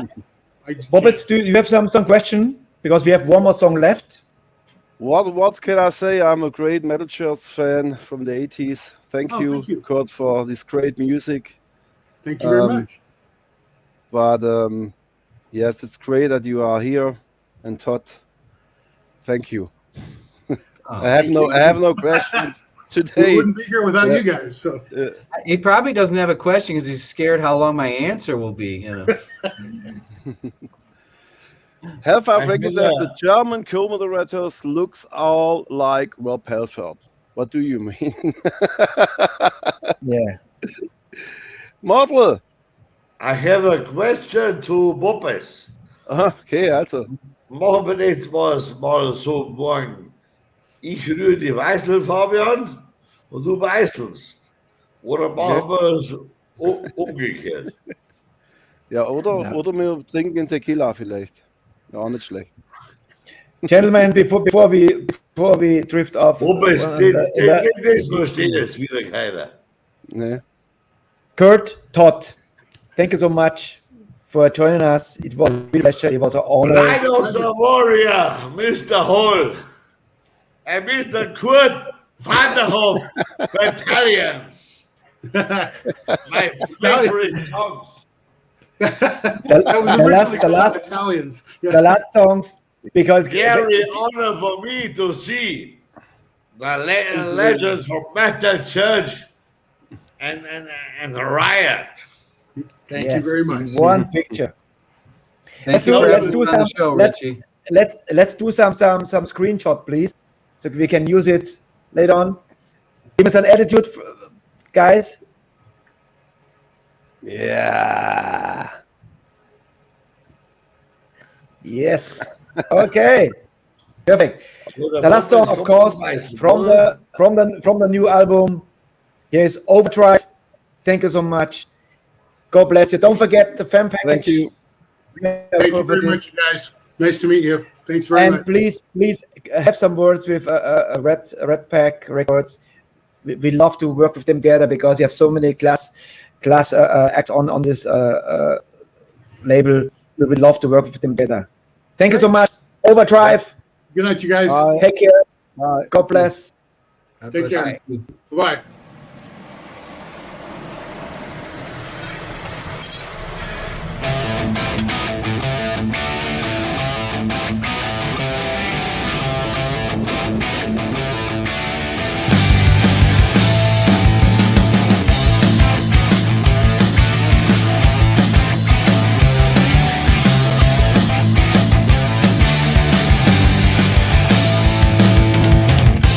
Midnight driving on the open road.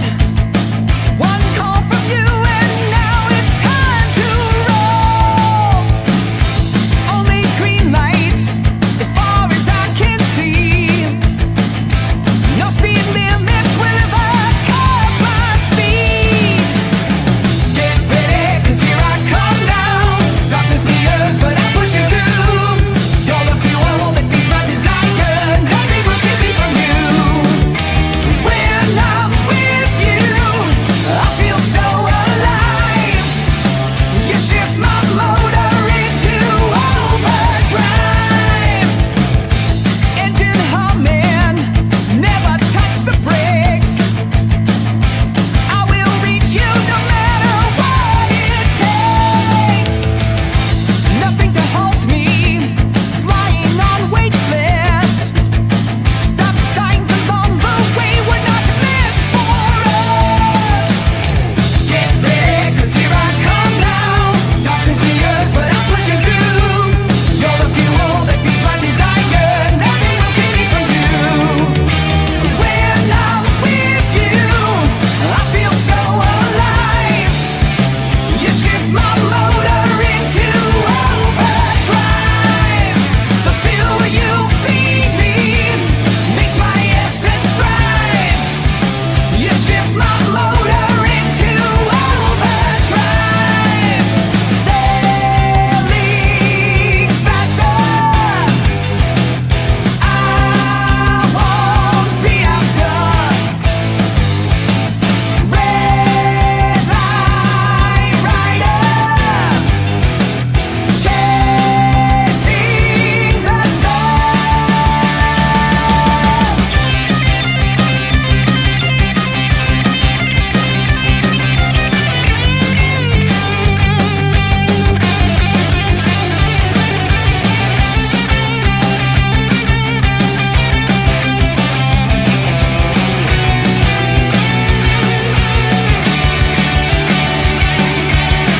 Get ready, 'cause here I come now.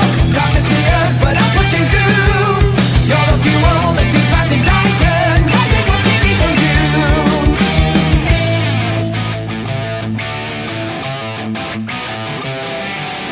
When I'm with you, I feel so alive. You shift my motor into overdrive. When I'm with you, I feel so alive. You shift my motor into overdrive. The fuel you feed me makes my essence thrive. You shift my motor into overdrive. When I'm with you, I feel so alive.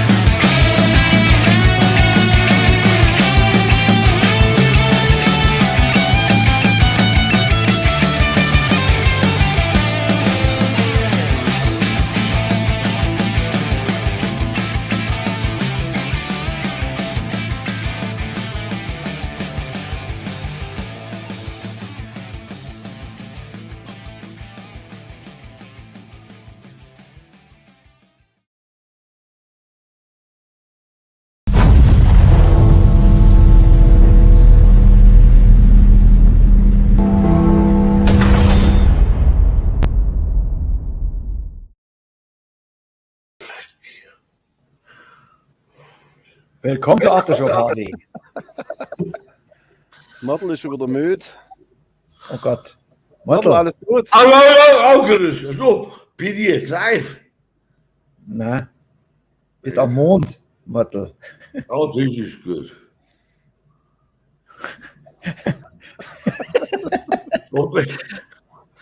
Mort, was hast du? Was ist denn halt? Wie hast du irgendwas eingeschmissen? Du redest halt wie. Model, bist du sicher, dass da Cola in einer Cola-Flasche drin ist? Da? Ja?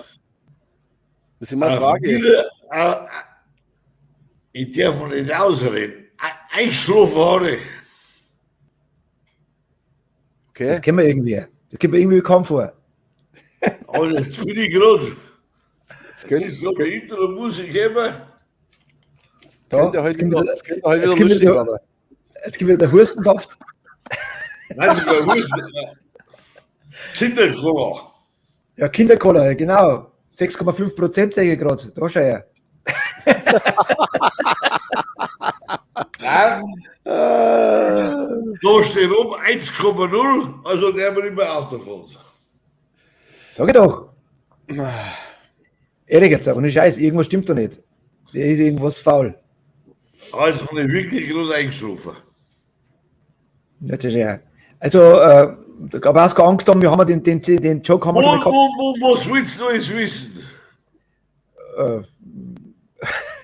Liebe Zuschauer, wer ist da? Michael Schärfel, Nadienst, Andrucker, die würde ich gerne mal heiraten. Frontfrau Elke würde ich auch gerne heiraten. Christian Majewski, Willst auch gerne heiraten? Subjekte, Nachrichten. Ja, der Helle ist ein ganz zufriedener Mensch. Du bist eh schon mit dem Club verheiratet, also passt ja eh.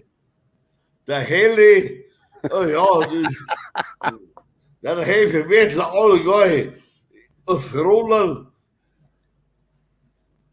Warte, bevor du jetzt den ganzen Club aufzeigst, ne, dann wir weiter mit Musik. Ich habe was ausgewählt. Was willst du hören? Was ich hören? Richie, was willst du denn hören? Testament. Testament, Mortal. Wie schaut wie Testament aus? Stonewitch. New Wave of Sway and Heavy Metal. Von 85. Was von Stonewitch. Nix. Testament. Und here we go.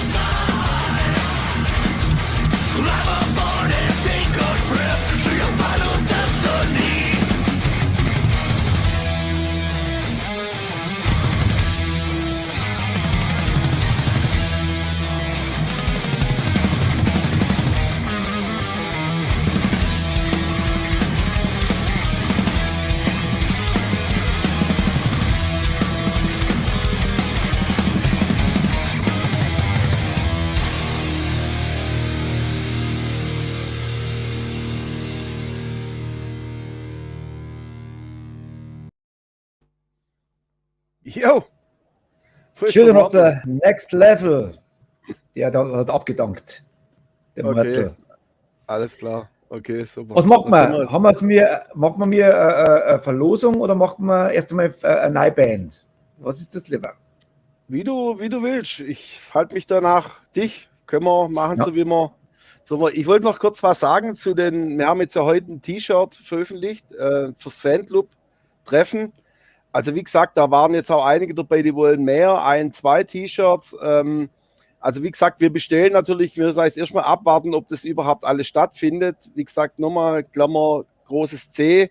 Also wir drucken das natürlich später dann natürlich, ne? Also jetzt nicht gleich sofort. Und die, wo natürlich jetzt mehr Shirts wollen, 2 oder 3, die sollen dann direkt einen Stoffel dann schreiben, was für Größen und alles, da wir das ein bisschen sammeln können. Das mal vorab mal kurz von mir. Ja, wir können erst was verlosen, wenn du willst. Und dann danach die nächste Band. Machen wir es noch der Reihe, wie es sie aufgeschrieben hat, weil Ja, heute haben wir ja eine Premiere, weil die Bälle sind ja in Davao geblieben, habe ich nicht mitgenommen. Das war ja Ja, viel zu genau. viele Bälle da. ah So, ja, genau. Ja, Wie- darf wie- ich auch wie noch lasst was ihr- sagen? Jetzt, Rich, sag. Wie läuft das jetzt ab? Was hast du da genau vor? Also, das ist ein Zufallsgenerator. Einfach was jeder aus dem Internet. Da habe ich jetzt Zahlen eingegeben von 1 bis 51. Die 51 ist dann der Mr. Vetter, weil der hatte die 66. Das geht ja nicht, weil wenn dann zwischendrin eine Zahl kommt, da haben wir ja noch keine Mitgliedsnummern. Also wie gesagt, die Nummer 51 geht es bis 51 und die 51 ist es der Micha, jetzt weil er hatte die 66 bekommen. Na. Genau. Und dann drücke ich da drauf und da geht es 3 Sekunden und dann zeigt es mir eine Zahl an und die sage ich dann. Und Können wir mir das sehen? Können wir mir das sehen? Ich kann die Kamera nicht drehen, das ist jetzt ein bisschen schlecht, aber ich kann Fotos machen und kann es da mal reinstellen oder so. Also das ist jetzt ein bisschen schlecht jetzt. Ja. Da warte mal. Am Handy hast du das nicht, oder? Nee. Das habe ich jetzt auf dem anderen Computer drüber. Aber ich scheiße euch nicht, mache keine Sorgen. Okay. Die Nummer, was es rausspricht, ich mache dann ein Foto mal und dann kann man es ja mal reinstellen. Okay. Also der erste Block ist My Own Ghost. Haben wir es Neues geschickt? Ah, okay, ja. Also Was haben die geschickt? Die haben nicht was Neues geschickt, sondern nur vom letzten Mal. Und zwar haben wir hier nochmal eine CD von ihnen, von My Own Ghost. Und was noch oben drauf kommt, ist ein wunderschönes Kapuzenteil. Wow. My Own Ghost, also mit Kapuze und Reißverschluss vorne dran. Ich hoffe nur die Größe. Was ist Größe? Ist es M? Ja, okay. Größe M halt, aber was anderes habe ich halt nicht. Von My Own Ghost. Magst du so erstmal Musik spielen oder magst du? Was ist da lieber? Also ich drücke jetzt mal einmal da drauf und dann gucken wir, was für eine Zahl kommt, okay? Genau. Also, und dann lässt du Musik da. Was? Ich drücke drauf, 3 Sekunden geht es dann, bis es raus ist und ich drücke drauf und der Winner ist die Nummer 6. Nummer 6. Jetzt muss ich wieder gucken. Hast du das da? Warte mal. Nein, ich habe ja nichts da. Das musst du schauen. Okay. Die Nummer 6 ist der Michael Lohmann. Jawohl. So. The first winner. Okay. Größe M. Michael, aber macht nichts. Da machst du rein. Okay. Also der Michael gewinnt My Own Ghost. CD und Kapuzen. Genau. Und nach diesem ist die erste Band des heutigen Tages. 2 Bands werden heute bekannt geben, ne? Yes. Ja. Wer wird es sein? Ich kann es schon überlegen. Schreibt eine in den Chat. Wer wird die nächste Band sein, die wir mir jetzt ankündigen? Here we go. My Own Ghost. Danke fürs Geschenk.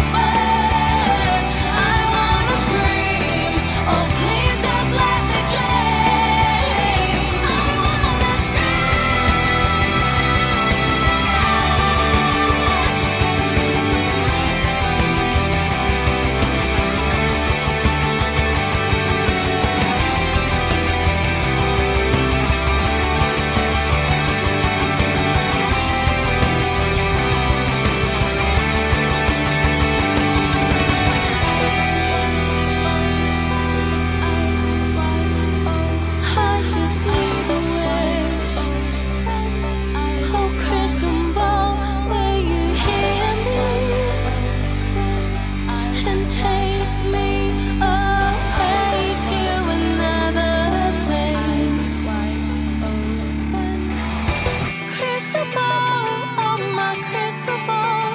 Can't you hear my pleas?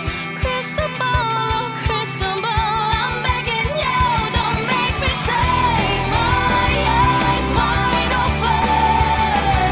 I wanna scream, oh please just let me dream. Crystal ball, hold my crystal ball. Can't you hear my pleas? Crystal ball, oh crystal ball, I'm begging you, don't make me take my eyes wide open. I wanna scream, oh please just let me dream. Let me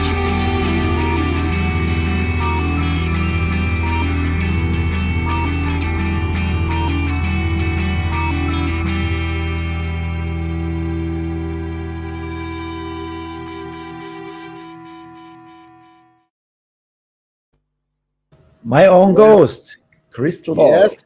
Jawohl. Genau. So, also Michael, herzlichen Glückwunsch. Jawohl. Unser Gewinner. So. Der Todd Michael Hall schreibt gerade, das muss ich ja vorlesen. Thanks for having me on the show. It was a pleasure. Siehst, die bedanken sich auch noch. Wir müssen uns Sehr bedanken. So geile Eier haben. So, wer ist unsere nächste Band? Die drittletzte Band. Wir haben nämlich noch ein Special Guest Band dazu. Die kriegen wir jetzt am Montag, wird die bekannt geben, ne? Die letzte. Genau, heute 2 und am Montag noch eine, wo man dann Eine davon ist Bands- der Headliner. Und eine davon ist der Headliner. Mhm. Also ihr könnt was Großes erwarten, meine lieben Freunde da draußen. Aber Flipper und Amigos und Williger Herzburm und Domspatzen, die haben alle einen Arsch offen plötzlich, oder? Jetzt stell dir mal vor, die daten wirklich Flipper, die daten sie ja massakrieren. Die daten sie wahrscheinlich die Äther haben sie den Arsch nicht schirm. Genau. So, jetzt bin ich gespannt. Freunde, Trommelwirbel. Da. Und die nächste Band ist...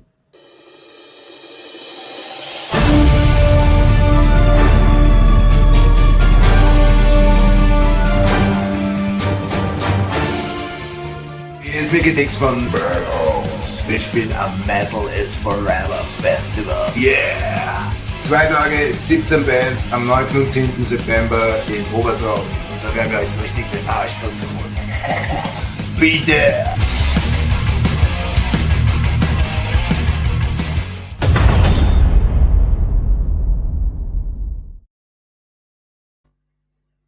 Nethaus. Das wird geil. Auf die Fresse. Und ich habe gehört, sie bringen eine ganz riesen Show mit vielen hübschen Frauen und viel Pyros und was weiß ich was noch alles. Also, ihr lieben Leute, Madhouse, Sie sind Madhouse. Ja. Genau, ich wollte sagen. Meine arme zukünftige Frau, die muss ja so als mithören, die liegt nämlich bei mir im Bett, verstehst du? Die letzte Nacht vor Desaster. Nicht, dass sie dann morgen noch wegrennt, wenn sie nicht schlafen kann. So ist doch. Die letzte Chance. So, hier ist Madhouse. First Lick, then Stick. Was heißt das eigentlich? Jawohl. Die reden doch vor ein Steckeleis, oder? First Lick, then Stick. Ja, nur. Man darf ja nichts Falsches mehr sagen. Weißt? Das kriegen ja gewisse Menschen einen falschen Hals. Also das muss man schon. Genau. Dann wird es ein bisschen kalt im Hals. Genau. Okay, here we go. Aber danach Yes. immer. Make me your bitch. Pull my hair and treat me like an animal.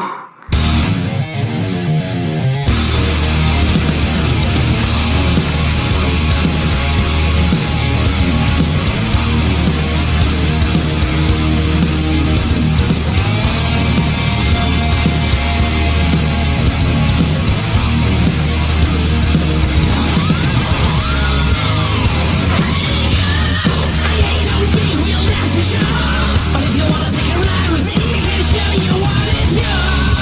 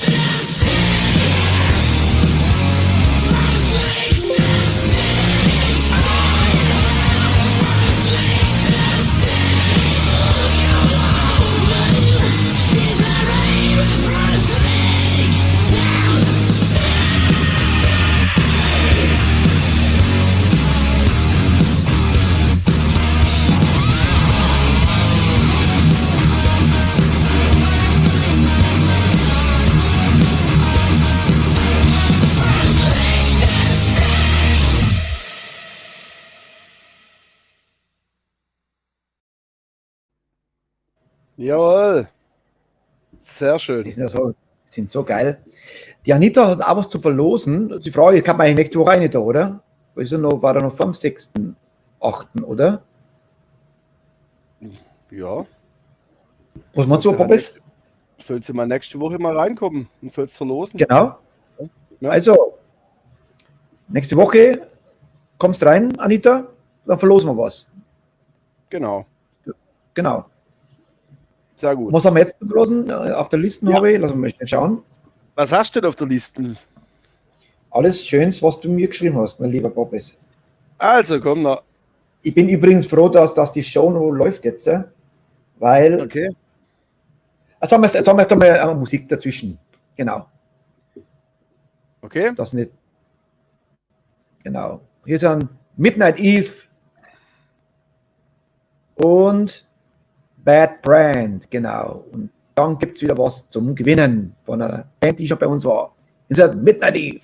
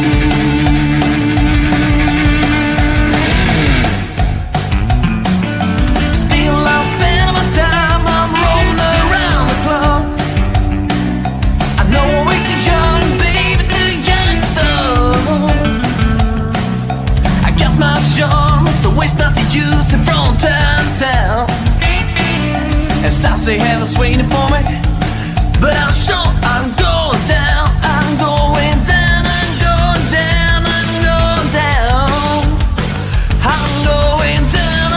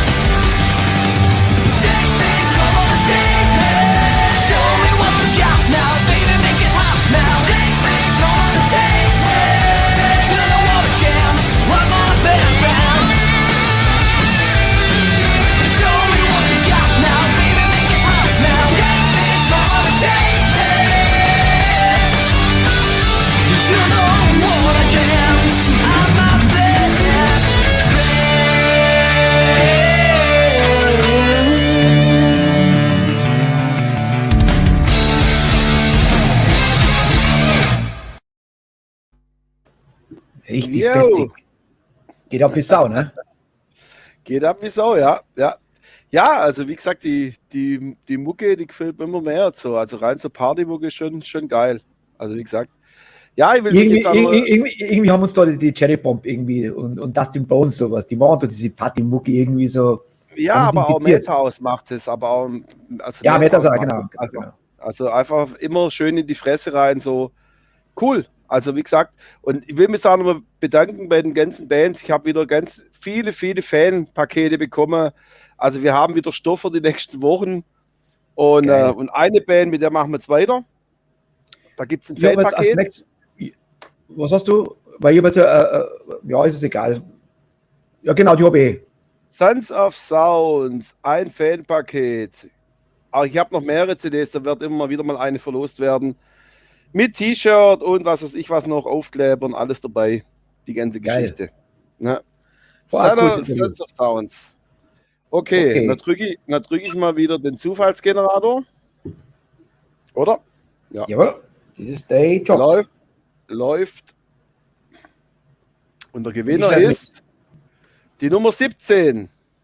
17. Jawohl, wer ist denn das? Gucken. Ja.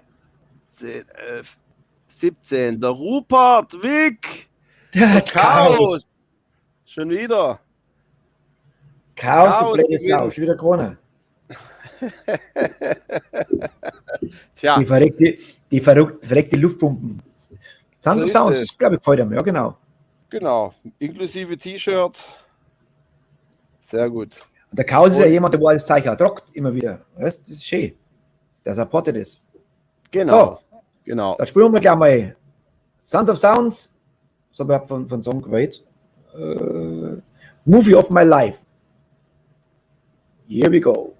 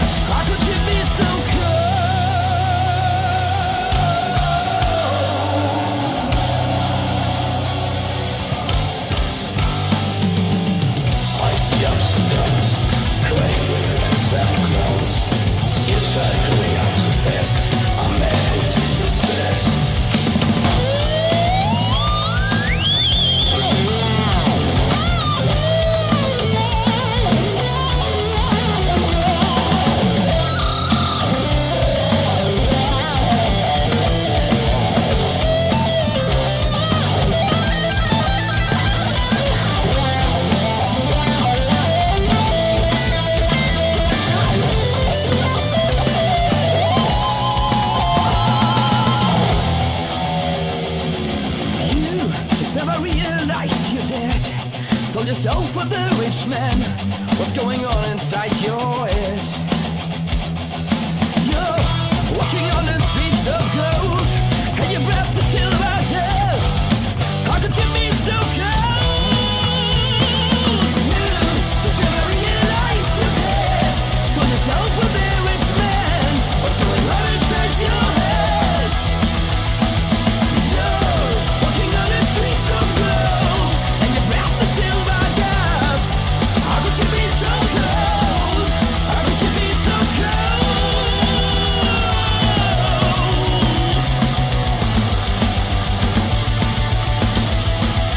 How could you be so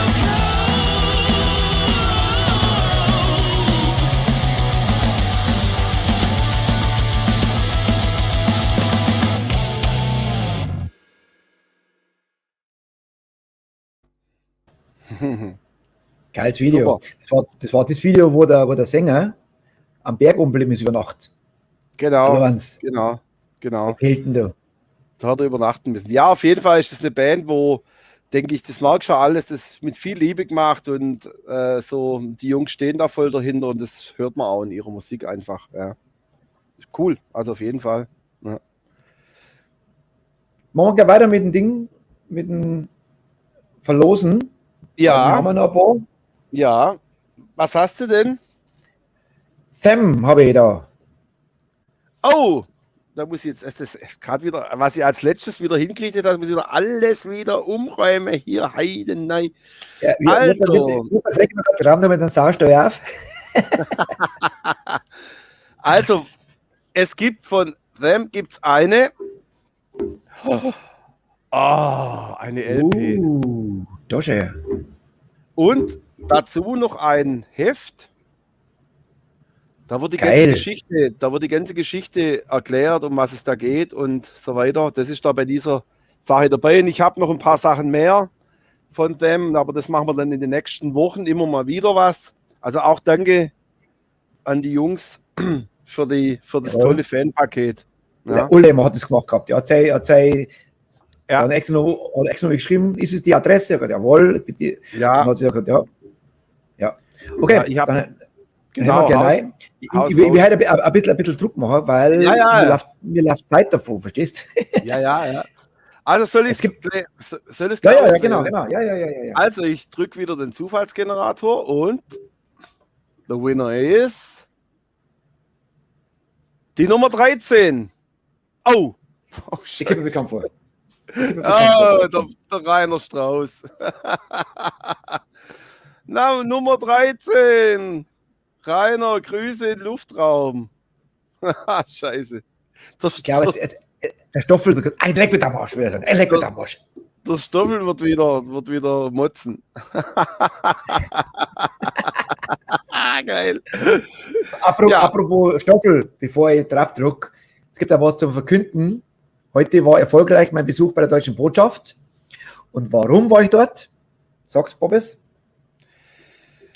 Warum warst du da, dass wir zusammen eine Firma machen können und zusammen das Ganze noch größer machen können wollen, als es jetzt ist, ja. Und wie gesagt, und da jetzt ja schon viele Sponsoren da dabei sind, müssen wir das jetzt halt auch einfach firmentechnisch in trockene Tücher kriegen. So einfach ist das. Ja. Oder die Tücher ist gut. Weißt du, was ich gerade für ein Ding gekriegt habe? Sei wachsam, Erdbeben in der Nähe, 6,0. Oh. Besorg dir Schuhe, zieh die Schuhe an, bevor du irgendwo hingehst, selbst wenn. Oh, es wackelt. Oh, ihr seid live dabei. Ehrlich? Hanni, wir haben auch weg. Oh. Ei, jetzt ist er weg. Erdbeben. Ei. Scheiße.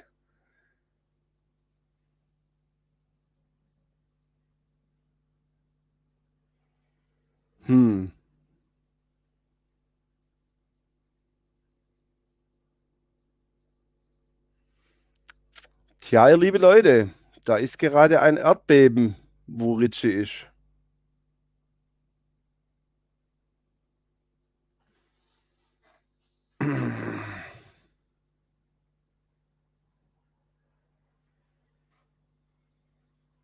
Show.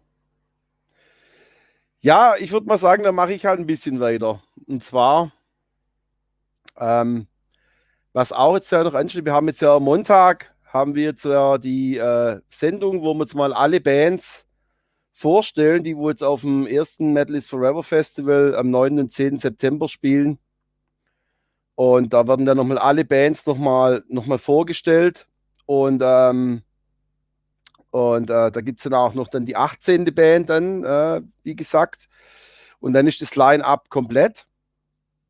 Und dann wird wahrscheinlich, müssen wir noch klären, wann der Vorverkauf losgeht. Aber ich schätze mal, dass der Vorverkauf losgeht, bis wir das alles noch geklärt haben. Wahrscheinlich Anfang September geht dann der Vorverkauf los fürs Festival. Ich kann euch schon sagen, dass das Festival 2 Tage, also alle 18 Bands, 2 Tage inklusive freiem Camping, 60 € plus Vorverkaufsgebühr, also kosten werden. Das mal als Info vorab. Ich denke, das ist ein total fairer Preis für das Line-Up, was ihr da dann bekommt. Aber wie gesagt, dazu dann nähere Informationen. Ihr könnt Karten wahrscheinlich dann über Eventime ordern. Ihr könnt Karten direkt über den Airport ordern. Aber da gibt es dann nochmal eine separate Sendung und separate Informationen drüber, wie das dann abläuft. Die zweite Sache ist, was jetzt noch ansteht, aber das betrifft jetzt mehr Bands. Wir werden jetzt ja bald einen Contest machen mit Metal is Forever in Verbindung mit Rock of Angels. Da wird Rock of Angels einen Labelvertrag vergeben.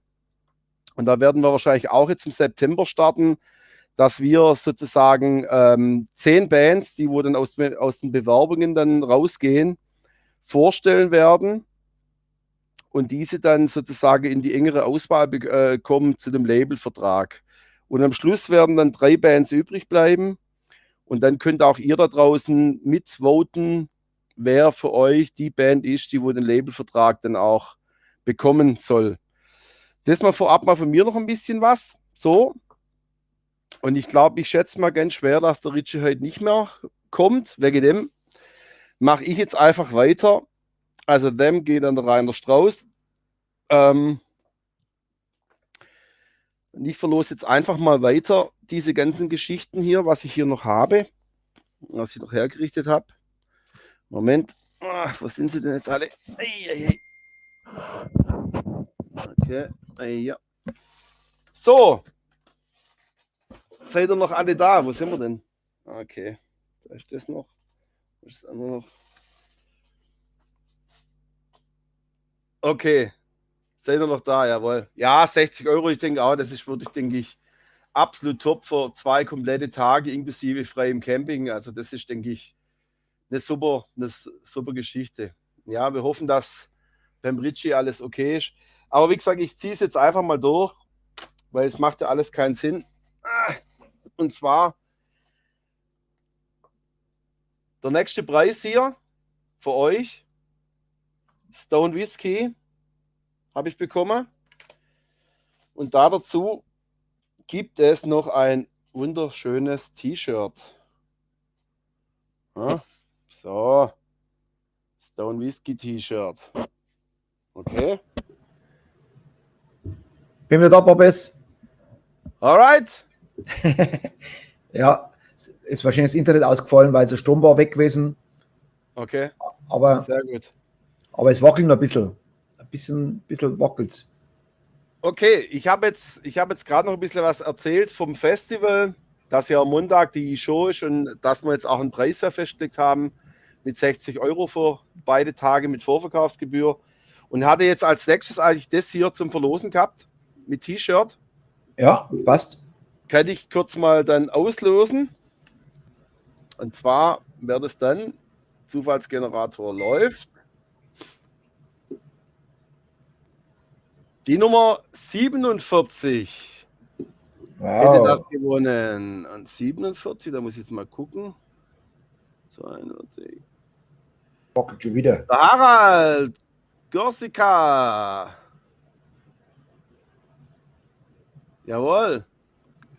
Gorczyka, wie spricht man das aus? Harald. Genau. Also hier, für dich und ein T-Shirt dazu. Nicht zu vergessen, dieses Paket kommt aus Amerika. Ne? Das ist die erste Paket aus Amerika. Genau. Glückwunsch, Harald. Ja. Mann von der Zentra, ne? Genau. Dann spielen wir es gleich mal. Stone Whiskey. Und zwar Rebels of the Sun. Here we go. Du, ich komme mir vor, als wenn ich besoffen war. Es wackelt die ganze Zeit. Das ist Rock'n'Roll, Freunde. Wo gibt's denn sowas? Eine Metal-Sendung und da gibt's Earthquake, you know? Fucking hell. Here we go.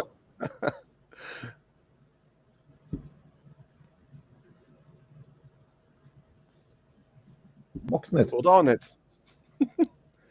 Ich drück drauf. Sag mal, wieso magst du das nicht? Jetzt.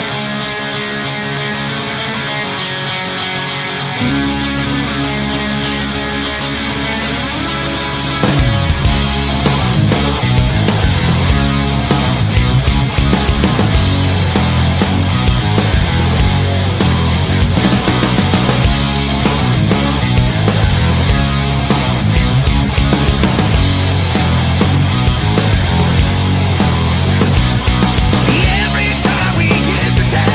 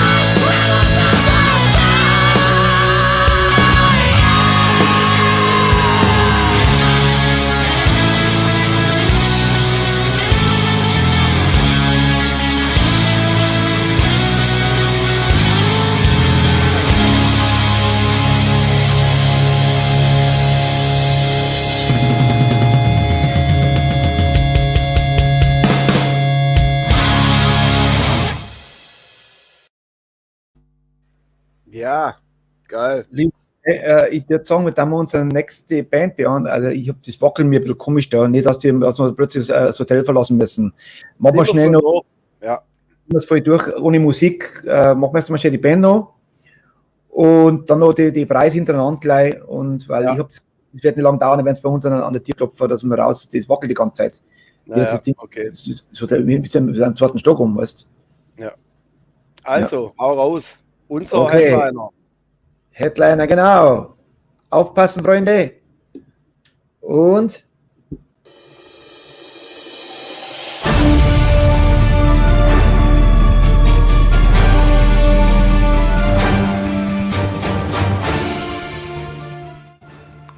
Hallo Leute, Lea von Mystic Prophecy hier und ich habe ein paar gute News im Gepäck. Und zwar, wir headlinen das allererste Metal is Forever Festival in Regensburg 2022. Viele geile Bands dabei, geile Preise, 2-Tagesticket, 50 Tacken, Camping dabei und wie gesagt, sehr, sehr viele geile Bands und check it out. Wir sehen uns. Bleibt gesund. See ya.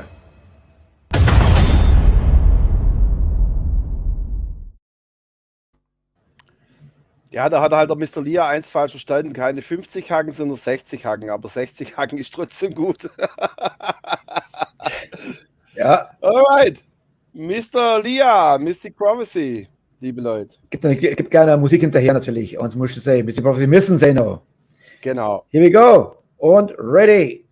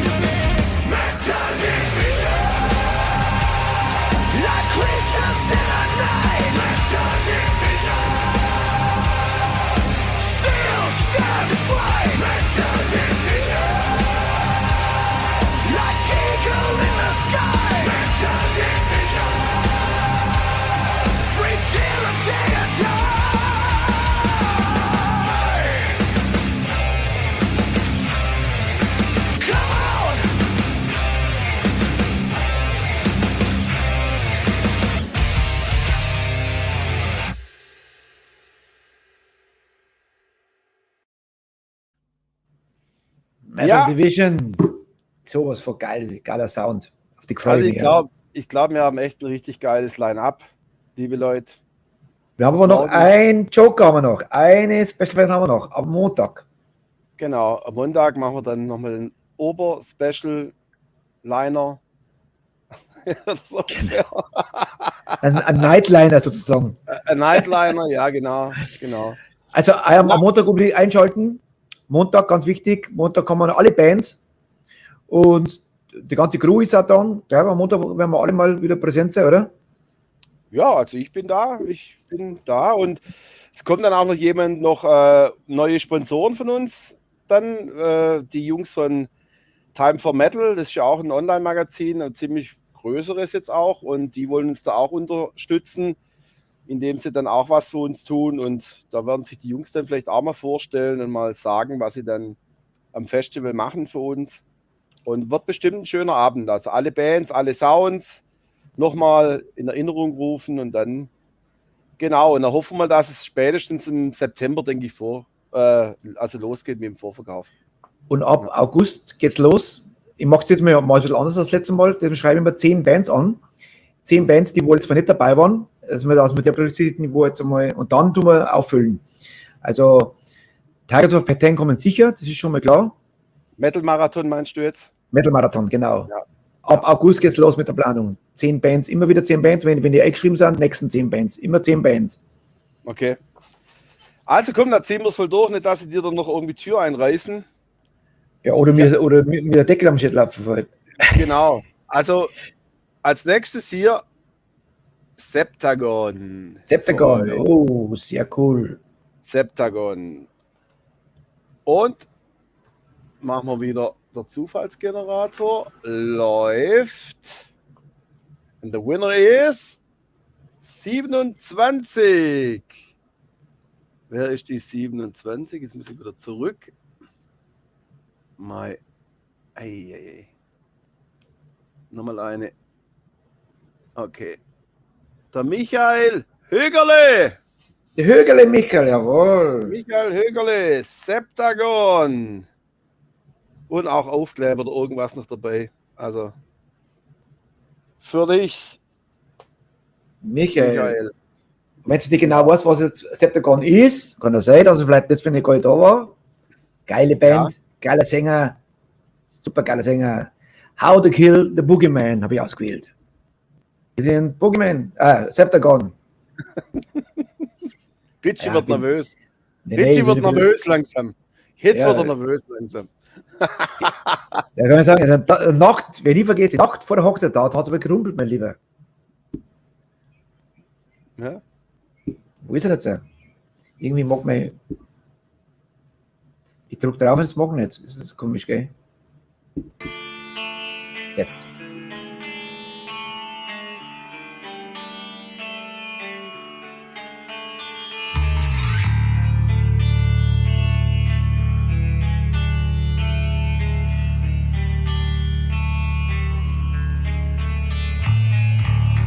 Is it bedtime again? Is it his time again?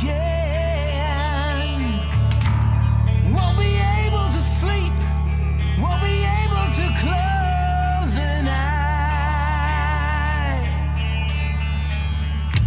He'll be waiting for me. He'll be hungry for my blood. When I see another day, when I make it out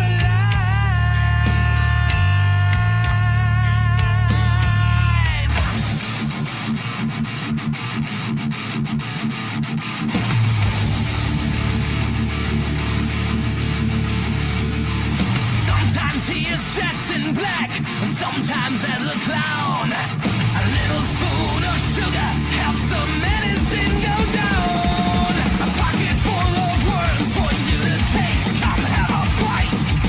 You try to cry for help, but no one hears you in the night. The man in black, he's coming back. You don't hear a sound except your heartbeat's like a drum.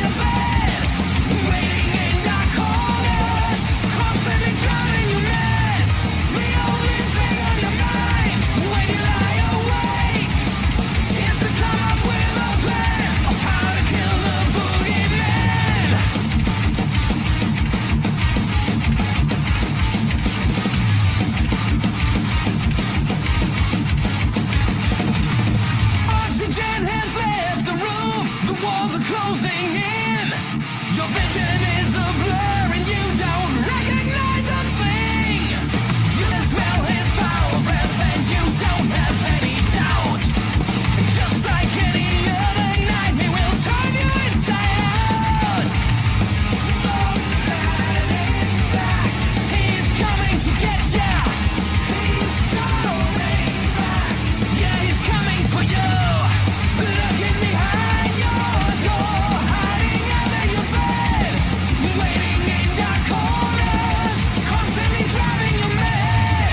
The only thing on your mind when you lie awake is to come up with a plan of how to kill the boogeyman.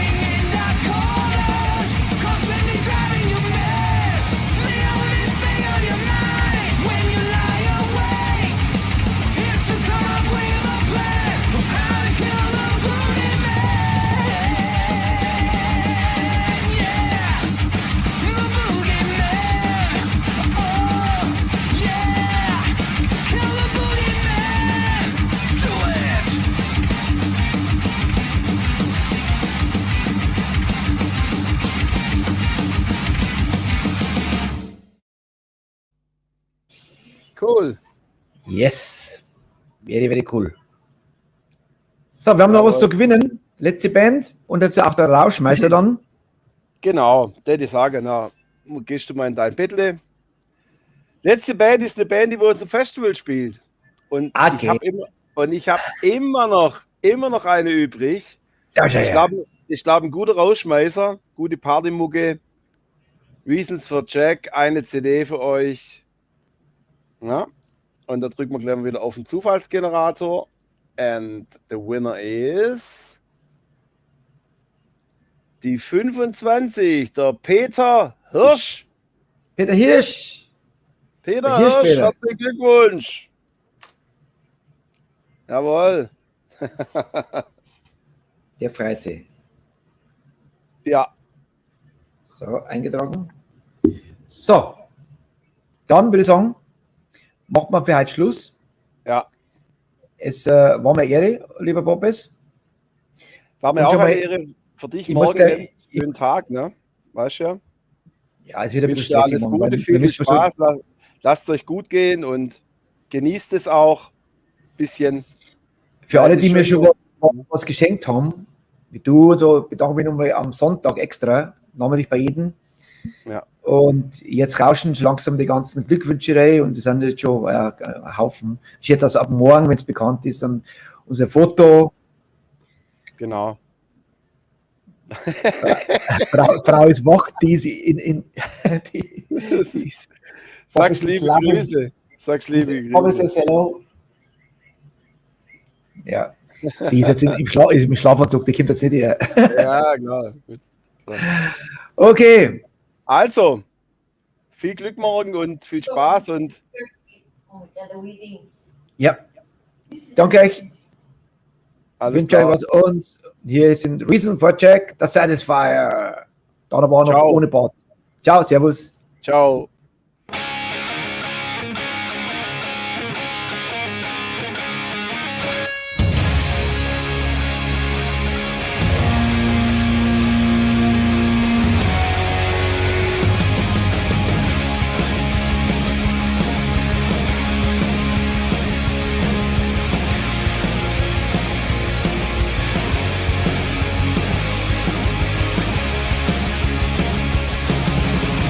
If you're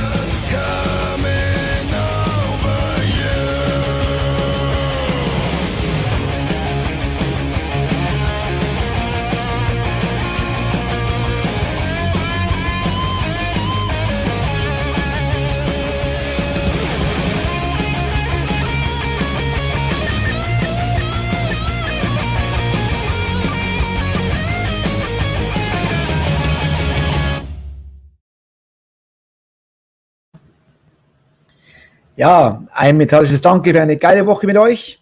Kann jetzt nochmal wiederholen. Geile Woche war es. Mit Rumpel zum Schluss noch. Wo gibt es denn sowas noch?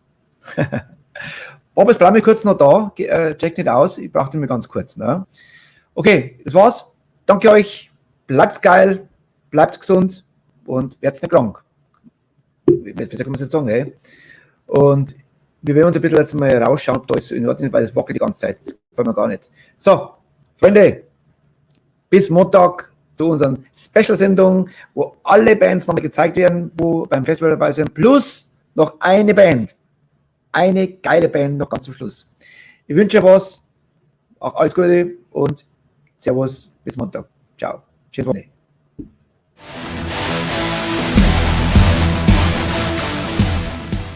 Hi everyone, Mickey D here. Don't forget, metal is forever. Rockcast Show. So stay tuned, enjoy the show, and don't forget to rock and roll. Bye bye.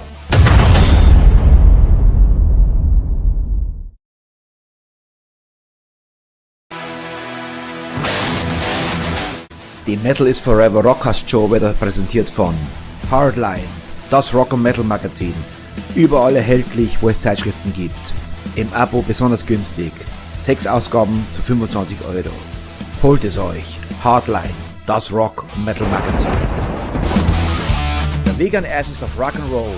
Veganer Lifestyle ist lebendiger Rock'n'Roll. Wir sind Rebellen. Wir sind Veganer. Wir lieben das Leben und leben es mit jeder Menge Spaß. Fliesenspitzner, die zuverlässige Handwerker für alle Aufgaben rund um das Verlegen von Fliesen, Platten, Mosaik und Naturstein. Crazy Stuff Tattoo in Schwandorf, Tätowierer aus Leidenschaft. Dein Tattoo-Studio in privater Atmosphäre und für individuelle Tattoos.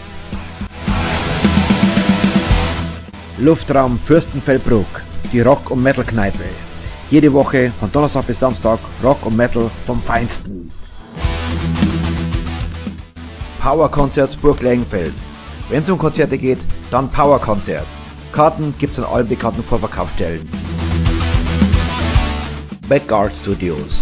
Zusammenarbeit mit Indiscreet Audio. Das Metal Dream Team für die metallischen Produktionen vom ersten Ton bis zum fertigen Produkt seid ihr bei uns an der richtigen Stelle. Meldet euch unverbindlich bei uns. The Metal is Forever. Schwammerhandler. Fanshop Story Mall. Der offizielle Partner der Metal is Forever Rockcast Show.